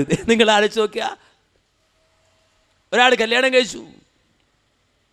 കല്യാണം കഴിച്ചപ്പോൾ അദ്ദേഹത്തിൻ്റെ പേര് ജോസഫ് എന്നാണ്. ആ ജോസഫ് എന്ന പേരുള്ള ആള് കല്യാണം കഴിച്ച് കുറേ കാലം കഴിഞ്ഞപ്പോൾ അദ്ദേഹത്തിൻ്റെ കുറേ കാലത്തെ ജീവിതത്തിനിടയിൽ എന്തോ ഒരു കാര്യത്തിന് വേണ്ടി അദ്ദേഹത്തിന് പേര് മാറ്റേണ്ടി വന്നു. പേര് മാറ്റുമ്പോൾ അദ്ദേഹത്തിന് 3 മക്കളുണ്ടായിരുന്നു. അങ്ങനെ പേര് മാറ്റിയിട്ട് ജോസഫ് എന്നത് മാറ്റി ജോസഫ് അബ്രഹാം എന്നാക്കിയെന്ന് വിചാരിക്കുക. അതിനുശേഷം പേര് മാറ്റിയതിന് ശേഷം 2 മക്കളെ അയാൾക്ക് ജനിച്ചു. ഇയാൾ പറയാ, ഞാൻ പേര് മാറ്റിയതിന് ശേഷം ജനിച്ച മക്കളാണ് എൻ്റെ മക്കൾ, ബാക്കിയുള്ളതൊക്കെ എൻ്റെ ഓൾഡ് പേരുള്ള മക്കളാണ്, അതൊന്നും ഞാനുമായി ബന്ധമില്ലാത്തതാണെന്ന് ഏതെങ്കിലും ബുദ്ധിയുള്ള, വിവേകമുള്ള, വിവരമുള്ള ഒരാൾ പറയോ? ഒരാൾ പേര് മാറ്റിയാൽ അയാളുടെ മക്കളൊക്കെ മക്കളല്ലാതാവോ? സുബ്ഹാനല്ലാഹ്, ഇതെന്ത് ഗവേഷണ! അപ്പോൾ അബ്രഹാം പ്രവാചകൻ എന്നത് അബ്രഹാം എന്ന പേര് മാറ്റി, ആ പേര് മാറ്റിയതിന് ശേഷം ജനിച്ച ആളാണ് ഇസ്ഹാഖ് അലൈഹി സ്വലാത്തു വസ്സലാം. അതുകൊണ്ട് ഏകപുത്രൻ എന്ന് പറഞ്ഞാൽ ഇസ്ഹാഖ് നബിയാണ് എന്ന് വരെ വിഡ്ഢിത്തങ്ങൾ എഴുതാനും പ്രചരിപ്പിക്കാനും ശ്രമിച്ച ഒരു വേളയിൽ നിങ്ങൾ ആലോചിച്ച് നോക്കൂ. ഖുർആൻ പറഞ്ഞു, ഇന്ന സഫാ വൽ മർവത മിൻ ശആഇരില്ലാഹ്. സഫയും മർവയും അല്ലാഹുവിൻ്റെ 2 ചിഹ്നങ്ങളാണ്. എന്താ സഫയുടെയും മർവയുടെയും പ്രത്യേകത? ഹാജറ ബീവി അങ്ങോട്ടും ഇങ്ങോട്ടും ആ മലകൾക്കിടയിൽ ഓടിയിട്ടുണ്ട് എന്നതാണ്. അതാ ലോകം ചരിത്രം തിരുത്താൻ ശ്രമിക്കുമ്പോൾ അള്ളാഹ് ഉറപ്പിച്ചു ആ ചരിത്രത്തെ മറക്കാൻ പാടില്ല. ഹാജറിന്റെ ചരിത്രം തിരുത്തിയിട്ട് ഹാജറിനെ ചരിത്രത്തിൽ നിന്ന് അപ്രത്യക്ഷമാക്കാൻ ഇസ്മായിൽ അലൈഹിസ്സലാത്തു വസ്സലാമിന്റെ ചരിത്രം തിരുത്തിയിട്ട് ഇസ്മായിൽ അലൈഹിസ്സലാത്തു വസ്സലാമിനെ ചരിത്രത്തിൽ നിന്ന് അപ്രത്യക്ഷനാക്കാൻ വേണ്ടി ലോക സമൂഹങ്ങൾ ഗൂഢാലോചന നടത്തുമ്പോൾ ചരിത്രത്തെ ഉറപ്പിച്ച് അല്ലാഹു സുബ്ഹാനഹു വ തആല ഇസ്ലാമിന്റെ 5ാം സ്തംഭമായി നിലനിർത്തിയ ഹജ്ജിലൂടെ എന്നത് നാം മനസ്സിലാക്കേണ്ടതുണ്ട്. ഇവിടെ പ്രവാചകന്മാരുടെ ചരിത്രം വേണ്ട വിധത്തിൽ പഠിപ്പിക്കപ്പെടാതെ പോയതിൻ്റെ ദുരന്തം ലോകസമൂഹം അനുഭവിച്ചു എന്നതിൻ്റെ ഉദാഹരണമായിക്കൊണ്ട് ഈ യാഥാർത്ഥ്യങ്ങളെ നിങ്ങളുടെ മുന്നിൽ ഞാൻ വെച്ചു എന്ന് മാത്രം. പ്രവാചകന്മാരുടെ ചരിത്രത്തിൽ ഇടപെടലുകൾ ഉണ്ടാവുകയും ആ പ്രവാചകന്മാരുടെ ചരിത്രം തിരുത്തിക്കുറിക്കുകയും ലോകത്ത് പ്രവാചകന്മാരുടെ പേരിൽ പുതിയ പുതിയ മതങ്ങൾ സ്ഥാപിക്കപ്പെടുകയും ചെയ്തു. അങ്ങനെയാണ് ക്രിസ്ത്യാനിറ്റി ഉണ്ടായത്. ഈസാ അലൈഹിസ്സലാം ഒരു പ്രവാചകനാണ്, നബിയാണ്, ദൂതനാണ്. ജനിച്ചന്നു മുതൽ അദ്ദേഹം അത് പറഞ്ഞു. തൊട്ടിലിൽ കിടക്കുമ്പോൾ പോലും അദ്ദേഹം പറഞ്ഞു, ഇന്നി അബ്ദുല്ലാഹ് ആതാനിയൽ കിതാബ വജഅലനി നബിയ്യ. ഖുർആൻ പറയാണ്, ലോകത്തെ അത്ഭുതമായി നിലനിൽക്കുന്ന വിശുദ്ധ ഖുർആനിലെ സൂക്താണ്. ഞാൻ എൻ്റെ അത്ഭുതത്തിലേക്ക് കടക്കുന്നില്ല. ജനിച്ച ഉടൻ തന്നെ അദ്ദേഹം പറഞ്ഞു, ഇന്നി അബ്ദുല്ലാഹ്, ഞാൻ അല്ലാഹുവിൻ്റെ പ്രവാചകനാണ്. ആതാനി, ഞാൻ അല്ലാഹുവിൻ്റെ അടിമയാണ്. ആതാനിയൽ കിതാബ, എനിക്ക് വേദഗ്രന്ഥം നൽകപ്പെട്ടിട്ടുണ്ട്. വജഅലനി നബിയ്യ, ഞാൻ നബിയാണ്. പക്ഷേ ആ പ്രവാചകനെ ദൈവമായി അവതരിപ്പിച്ചു. അത് ആ പ്രവാചകന്മാരുടെ ചരിത്രത്തിൽ ഇടപെടലുകൾ ഉണ്ടാകുന്നത്. പക്ഷേ ആ ഈസാ അലൈഹിസ്സലാത്തു വസ്സലാമിനെ ദൈവമായി യഹൂദികൾ അംഗീകരിക്കോ? ഇല്ല. ലോകത്ത് വ്യഭിചാര പുത്രനായി അവർ അവതരിപ്പിച്ചു. ആരെ? മഹാനായ ഈസാ അലൈഹിസ്സലാത്തു വസ്സലാമിനെ. ഇത് രണ്ടും മുസ്ലിമീങ്ങൾ അംഗീകരിക്കാൻ പാടില്ല. ഈസാ അലൈഹിസ്സലാത്തു വസ്സലാമിന്റെ ചരിത്രത്തെ വക്രീകരിച്ചുകൊണ്ട് അദ്ദേഹത്തെ വ്യഭിചാര പുത്രനായി അവതരിപ്പിക്കുന്ന യഹൂദികളുടെ നിലപാടോ, അദ്ദേഹം ദൈവപുത്രനാണ് എന്ന് പറയുന്ന ദൈവത്തിലേക്ക് ചേർത്തി പറയുന്ന ദൈവമാണെന്ന് വാദിക്കുന്ന അതിർവിട്ട സിദ്ധാന്തത്തോടോ യോജിക്കാതെ അദ്ദേഹം പ്രവാചകനാണ്, ദൂതനാണ്, അത്ഭുതങ്ങൾ കാണിച്ച ആളാണ്. ഇന്നി ഉബ്രി ഉൽ അക്മഹ വൽ അബ്റസ വഉഹിയിൽ മൗത. ഇബ്രാഹിം മഹാനായ ഈസാ അലൈഹിസ്സലാത്തു വസ്സലാം താൻ പ്രവാചകനാണെന്ന് തെളിയിച്ചുകൊണ്ട് നടത്തിയ അത്ഭുതങ്ങളായി ഖുർആൻ പഠിപ്പിക്കാൻ. എന്താണത്? അത്ഭുതം മറ്റൊന്നുമല്ല, ഇന്നി ഉബ്രി ഉൽ അക്മഹ വൽ അബ്റസ. വെള്ളപ്പാണ്ടുകാരനെ, അന്ധത ബാധിച്ച ജന്മന അന്ധരായവരെ ഞാൻ ശമിപ്പിക്കും, വെള്ളപ്പാണ്ട് നീക്കിക്കൊടുക്കും, അന്ധത മാറ്റിക്കൊടുക്കും. വൗഹിയിൽ മൗത്ത, മരിച്ചാളെ ഞാൻ ഇങ്ങനെ ജീവിപ്പിച്ച് കാണിച്ചു തരും. ബിഇദ്നില്ല, അള്ളാഹുവിൻ്റെ അനുമതി പ്രകാരം. ഞാനിത് പ്രകടിപ്പിക്കുന്നത് ഞാൻ ദൈവമാണെന്ന് വരുത്താനോ, എനിക്ക് എന്നിൽ ദൈവാംശമുണ്ട്, ഞാൻ ദൈവത്തിൻ്റെ പുത്രനാണെന്ന് വരുത്താനോ അല്ല. നേരെ മറിച്ച് ഞാൻ അള്ളാഹുവിൻ്റെ പ്രവാചകനാണ് എന്നതിൻ്റെ ദൃഷ്ടാന്തമായിക്കൊണ്ട് ഓരോ പ്രവാചകന്മാർക്കും അള്ളാഹു ഈ ദൃഷ്ടാന്തം കൊടുക്കാൻ. മൂസ അലൈഹിസ്സലാത്തു വസ്സലാമിന് ദൃഷ്ടാന്തം, മുഹമ്മദ് മുസ്തഫ സല്ലല്ലാഹു അലൈഹി വസല്ലമക്ക് ദൃഷ്ടാന്തം, മുഅ്ജിസത്തുകൾ. ഞാൻ പറഞ്ഞത്, ഇത്തരത്തിൽ ലോകത്ത് കടന്നു വന്ന പ്രവാചകന്മാർ, ആ പ്രവാചകന്മാരിൽ ഈസാ അലൈഹിസ്സലാത്തു വസ്സലാമിന്റെ ചരിത്രം തിരുത്തിക്കുറിച്ച് ഒരു വിഭാഗം ഈസാ അലൈഹിസ്സലാത്തു വസ്സലാമിനെ നിന്ദിക്കുകയും നിഷേധിക്കുകയും അപമാനിക്കുകയും ചെയ്യുമ്പോൾ വേറൊരു വിഭാഗം അത് ദൈവമാണെന്ന് പറയുകയും ദൈവാവതാരമായി ചിത്രീകരിക്കുകയും ചെയ്യുമ്പോൾ പ്രവാചകന്മാരുടെ ചരിത്രത്തെ അതിൻ്റെതായ രൂപത്തിലും അതിൻ്റെതായ ശൈലിയിലും വിശുദ്ധ ഖുർആൻ നിലനിർത്തുകയാണ്. ആരാണ് നബി? ദൈവമാണോ? അല്ല. ദൈവപുത്രനാണോ? അല്ല. കൃത്യമായൊരു നിർവചനം അതിന് പറഞ്ഞു. അർ റസൂൽ, ഒരു പ്രവാചകൻ, ഇൻസാനുൻ, മനുഷ്യനായിരിക്കും. അതിൻ്റെ ന്യായവും അല്ലാഹു പറഞ്ഞിട്ടുണ്ട്. മനുഷ്യർക്കിടയിലേക്ക് കടന്നു വരുന്ന പ്രവാചകൻ മനുഷ്യർക്ക് മാതൃകയാണ്. ആ മാതൃകയായ പ്രവാചകൻ മനുഷ്യർക്ക് മാതൃകയായി വരുമ്പോൾ അയാൾ മനുഷ്യരുടേതായ സ്വഭാവങ്ങളും ഗുണങ്ങളുമുള്ള ആളാകണം. അതുകൊണ്ടാണ് പറഞ്ഞത് ഇൻസാനുൻ, മനുഷ്യനായിരിക്കണം. മക്കയുടെ മണ്ണിലേക്ക് മുഹമ്മദ് മുസ്തഫ സല്ലല്ലാഹു അലൈഹി വസല്ലം പ്രബോധകനായി കടന്നു വരുമ്പോൾ മക്കക്കാർ ചോദിച്ചു, എന്തേ മലക്കിനല്ല പ്രവാചകനായി വിടാത്തത്? ലൗലാ ഉൻസില ഇലൈഹിം മലക്കുൻ, ഞങ്ങളെ നന്നാക്കാനാണെങ്കിൽ എന്തിനൊരു മനുഷ്യനെ വിട്ട് മലക്കിനെ വിട്ടാൽ പോരായിരുന്നോ? അള്ളാഹ് മറുപടി പറഞ്ഞു, കൂട്ടരെ, ഭൂമിയിൽ ജീവിക്കുന്നത് സമാധാന ചിത്തരായ മലക്കുകളായിരുന്നെങ്കിൽ ഞാൻ മലക്കുകളെ പ്രവാചകരായി വിടുമായിരുന്നു. ഇനി നിങ്ങളുടെ അഭ്യർത്ഥന മാനിച്ചിട്ട് ഞാനൊരു മലക്കിനെ പറഞ്ഞു വിട്ടാലോ? മലക്ക് വന്നിട്ട് പറയാണ്, നിങ്ങൾ നോമ്പ് നോക്കണം. നോമ്പല്ല, പ്രഭാതം മുതൽ പ്രദോഷം വരെ ഒന്നും കഴിക്കാൻ പാടില്ല. നിങ്ങളെന്താ പറയുക? കൂട്ടരെ, ഇത് മലക്കാണ്, അതിന് തീറ്റി കൂടിയൊന്നുമില്ല, നമ്മൾ മനുഷ്യന്മാരാ, നമുക്ക് തിന്നാനും കുടിക്കാനും ഒക്കെ വേണം, അതുകൊണ്ട് പറ്റൂല എന്ന് പറയില്ലേ? ഇതൊരു മനുഷ്യൻ വന്നിട്ടാണ് നോമ്പ് നോറ്റ് കാണിക്കാൻ. എന്നിട്ടാ പറയണേ നിങ്ങൾ നോമ്പ് നോക്കണം. അപ്പോൾ മനുഷ്യർക്ക് മാതൃകയാകേണ്ട ആൾ മനുഷ്യരായിരിക്കണം. അതുകൊണ്ട് അർ റസൂൽ, റസൂൽ എന്ന് പറഞ്ഞ മലക്കല്ല, ദൈവവുമല്ല, ഇൻസാൻ, മനുഷ്യനായിരിക്കണം. എങ്ങനെയുള്ള മനുഷ്യൻ? ബഅസഹുല്ലാഹു തആല, അള്ളാഹുവിനാൽ നിയോഗിതനായ മനുഷ്യൻ. എന്തിന്? ലിത്തബ്ലീഗിൽ അഹ്കാം, അള്ളാഹുവിൻ്റെ വിധിവിലക്കുകളെ ലോകത്തിന് പകർന്നു കൊടുക്കാൻ, പഠിപ്പിച്ചു കൊടുക്കാൻ, മനുഷ്യ ജീവിതം എങ്ങനെയായിരിക്കണമെന്ന് വിശദീകരിച്ചു കൊടുക്കാൻ അള്ളാഹുവിനാൽ നിയോഗിതനായ ഒരു മനുഷ്യനായിരിക്കണം പ്രവാചകൻ. ആ തത്വം ഊന്നിപ്പറഞ്ഞു ഇസ്ലാം. ആ പ്രവാചകന്മാരുടെ ചരിത്രം തങ്ങളുടേതായ ആവശ്യങ്ങൾക്ക് വേണ്ടി കോട്ടുമാട്ടുകയും തിരുത്തിക്കുറിക്കുകയും അതുപോലെ തന്നെ ആ പ്രവാചകന്മാരുടെ പേരിൽ പുതിയ പുതിയ സിദ്ധാന്തങ്ങൾ ആവിഷ്കരിക്കുകയും ചെയ്യുന്ന തലമുറ ലോകത്ത് കടന്നു വരുമ്പോൾ സ്വാഭാവികമായും അതിനെ തച്ചുടച്ച് അതിനെ വളരെ നിശിതമായി തന്നെ വിമർശിച്ചുകൊണ്ട് അല്ലാഹു സുബ്ഹാനഹു വ തആല അവൻ്റെ സുന്നത്ത് ലോകത്ത് നടപ്പാക്കിയിട്ടുണ്ട്. ലോകത്തൊരു പുതിയ പ്രവാചകൻ കടന്നു വരേണ്ടി വന്നത്, പുതിയൊരു നബി കടന്നു വരേണ്ടി വന്നത് മുന്നേ കടന്നുപോയ പ്രവാചകന്റെ പാതയിൽ നിന്ന് ആ പ്രവാചകന്റെ അനുയായികൾ അകന്നു മാറി പുതിയ സിദ്ധാന്തങ്ങൾ ആ പ്രവാചകന്റെ പേരിൽ ആരോപിച്ചു കൊണ്ടുവന്നപ്പോഴാണ്. ലോകത്തുള്ള പ്രവാചകന്മാരുടെ ജീവിതത്തിൽ മുഴുവൻ നമുക്കത് കാണാം. ഒരു നബി വന്ന് ആ നബി പഠിപ്പിച്ചു പോകുന്ന സുന്ദരമായ സരണിയിൽ നിന്ന് അവരുടെ അനുയായികൾ, ആ പ്രവാചകന്റെ അനുയായികൾ വഴിമാറി നടക്കുമ്പോൾ ആ സമൂഹത്തെ നന്നാക്കാനാണ് അടുത്ത പ്രവാചകൻ. വീണ്ടും പഴയത് വഴി ആവർത്തിക്കുമ്പോൾ അടുത്ത പ്രവാചകൻ. ആ പ്രവാചകന്മാരുടെ കാലശേഷം ലോകത്ത് ആവർത്തിച്ചു വന്ന ഈ ദുരന്തം, ആ ദുരന്തങ്ങൾ ആവർത്തിക്കപ്പെട്ടപ്പോഴെല്ലാം പ്രവാചകന്മാർ വന്നുകൊണ്ടേയിരുന്നു. അവസാനം മുഹമ്മദ് മുസ്തഫ സല്ലല്ലാഹു അലൈഹി വസല്ലം വരെ ലോകത്ത് കടന്നു വന്നു. കാരണം രണ്ട് വഴിത്താര ഇവിടെയുണ്ട്. എപ്പോഴും ഈ നേരായ വഴിയിൽ നാളുകൾ തെന്നിയിട്ട് തെറ്റായ വഴിയിലേക്ക് മാറാം. അവിടെ വീണ്ടും ശരിയായ വഴിയിലേക്ക് വിളിച്ചു കൊണ്ടുവരുവാൻ വേണ്ടിയുള്ള സിസ്റ്റമാണിത്. നാം മനസ്സിലാക്കണം. അതുകൊണ്ട് അമ്പിയാക്കളുടെ ജീവിതം പഠിക്കുമ്പോൾ, അമ്പിയാക്കളുടെ മാർഗം പരിശോധിക്കുമ്പോൾ ആ അമ്പിയാക്കളുടെ മാർഗത്തിൽ വളരെ കണിശമായ നിലപാടുകളും നമുക്ക് കാണാൻ കഴിയും. ആ നിലപാടുകൾ മുഴുവനും നാളെ പാരത്രിക ലോകത്തെ കൂന്നി നിൽക്കുന്നതാണ്. പടച്ചവന്റെ മുന്നിൽ, അള്ളാഹുവിൻ്റെ മുന്നിൽ വിചാരണക്ക് വരുന്ന വിഷയവുമായി ഊന്നി നിൽക്കുന്നതാണ്. അവരുടെ ജീവിതത്തിൽ അത് പ്രകടമാണ്. മാത്രമല്ല അത് പരലോകത്തിൽ ഊന്നി നിൽക്കുകയാണ് എന്ന് പറയുമ്പോൾ ഈ ലോകമായിട്ടൊരു ബന്ധമില്ലാത്ത, ഭൗതിക ലോകമായിട്ടൊരു ബന്ധമില്ലാത്ത, നമ്മുടെ ജീവിതവുമായി ഒരു ബന്ധമില്ലാത്തൊരു സംഗതിയാണ് എന്ന് ആരും തെറ്റിദ്ധരിക്കരുത്. നേരെ മറിച്ചു പരലോകത്തിലെ കൂന്നി നിന്നുകൊണ്ട് ഭൗതിക ലോക ജീവിതത്തെ കൃത്യമായി ക്രമപ്പെടുത്തും. മതജീവിതം, പ്രവാചകന്മാരുടെ ജീവിതം കൃത്യമായി ഇത് രേഖപ്പെടുത്തും. നിങ്ങൾ ആലോചിച്ച് നോക്കൂ, ഏതൊരു സംഗതി എടുത്ത് പരിശോധിച്ചാൽ നിങ്ങൾക്കത് കാണാൻ കഴിയും.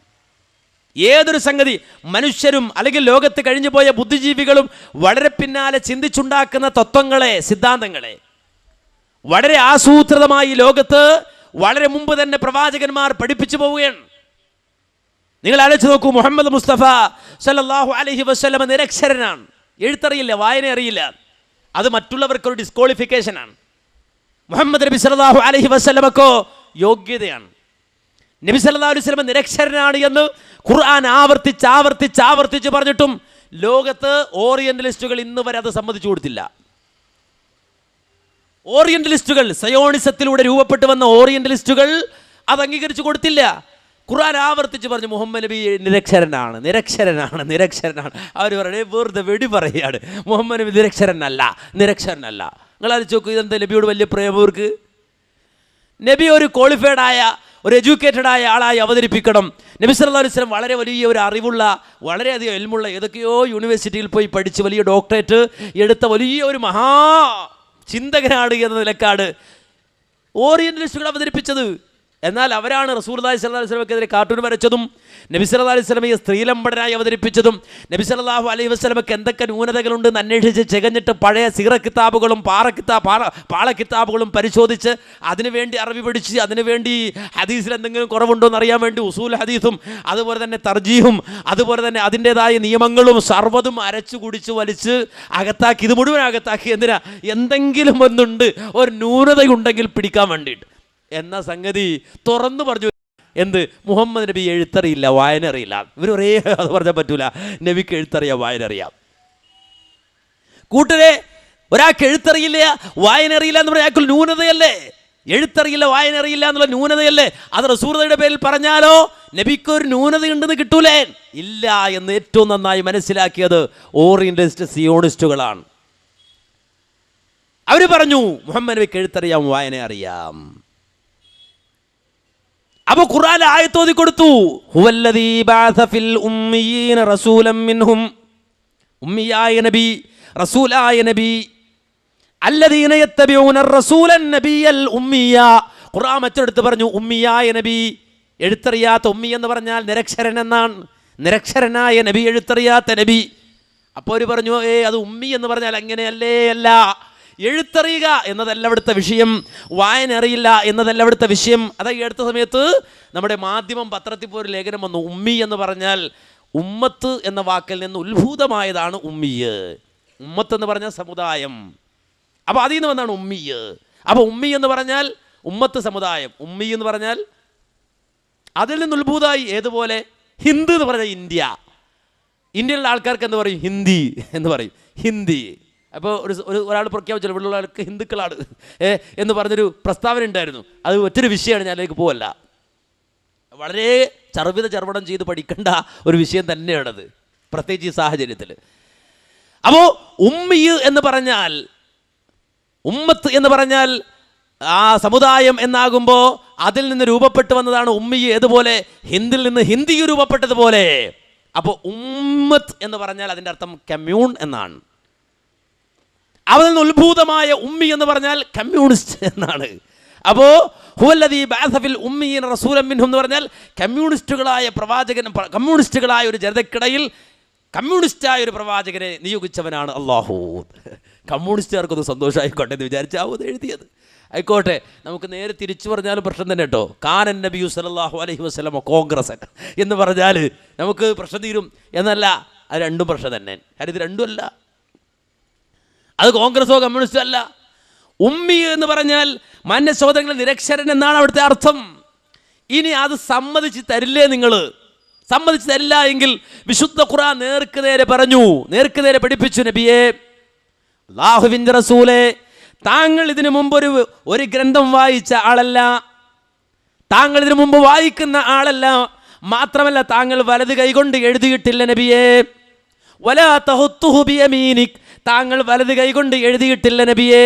ഖുർആൻ പറയാണ് താങ്കൾ എഴുതാത്ത ആളാണ്. ഇനിയിപ്പോൾ എന്താ ചെയ്യുക? താങ്കൾ വലത് കൈകൊണ്ട് എഴുതാത്ത ആളാണ്, താങ്കൾ വായിച്ചിട്ടില്ലാത്ത ആളാണ്. ഇപ്പോൾ ഉമ്മിയും മറ്റു പ്രശ്നമൊന്നും ഇല്ലല്ലോ, നേർക്ക് നേരായിട്ട് പറഞ്ഞില്ലേ. പക്ഷെ എന്നാലും സമ്മതിക്കൂല. എന്താ സമ്മതിക്കാത്തതറിയോ? നിരക്ഷരനായ ഒരാൾക്ക് ഇങ്ങനെ പറയാൻ പറ്റില്ല, അതിൻ്റെ പ്രശ്നം. കണക്ക് എത്ര സങ്കീർണമാണ് നിങ്ങൾ ആലോചിച്ച് നോക്കൂ. ഇന്ത്യ രാജ്യത്തിൻ്റെ സാമ്പത്തിക രംഗം കൈകാര്യം ചെയ്യുക എന്ന് പറഞ്ഞാൽ എത്ര സങ്കീർണമാണ്.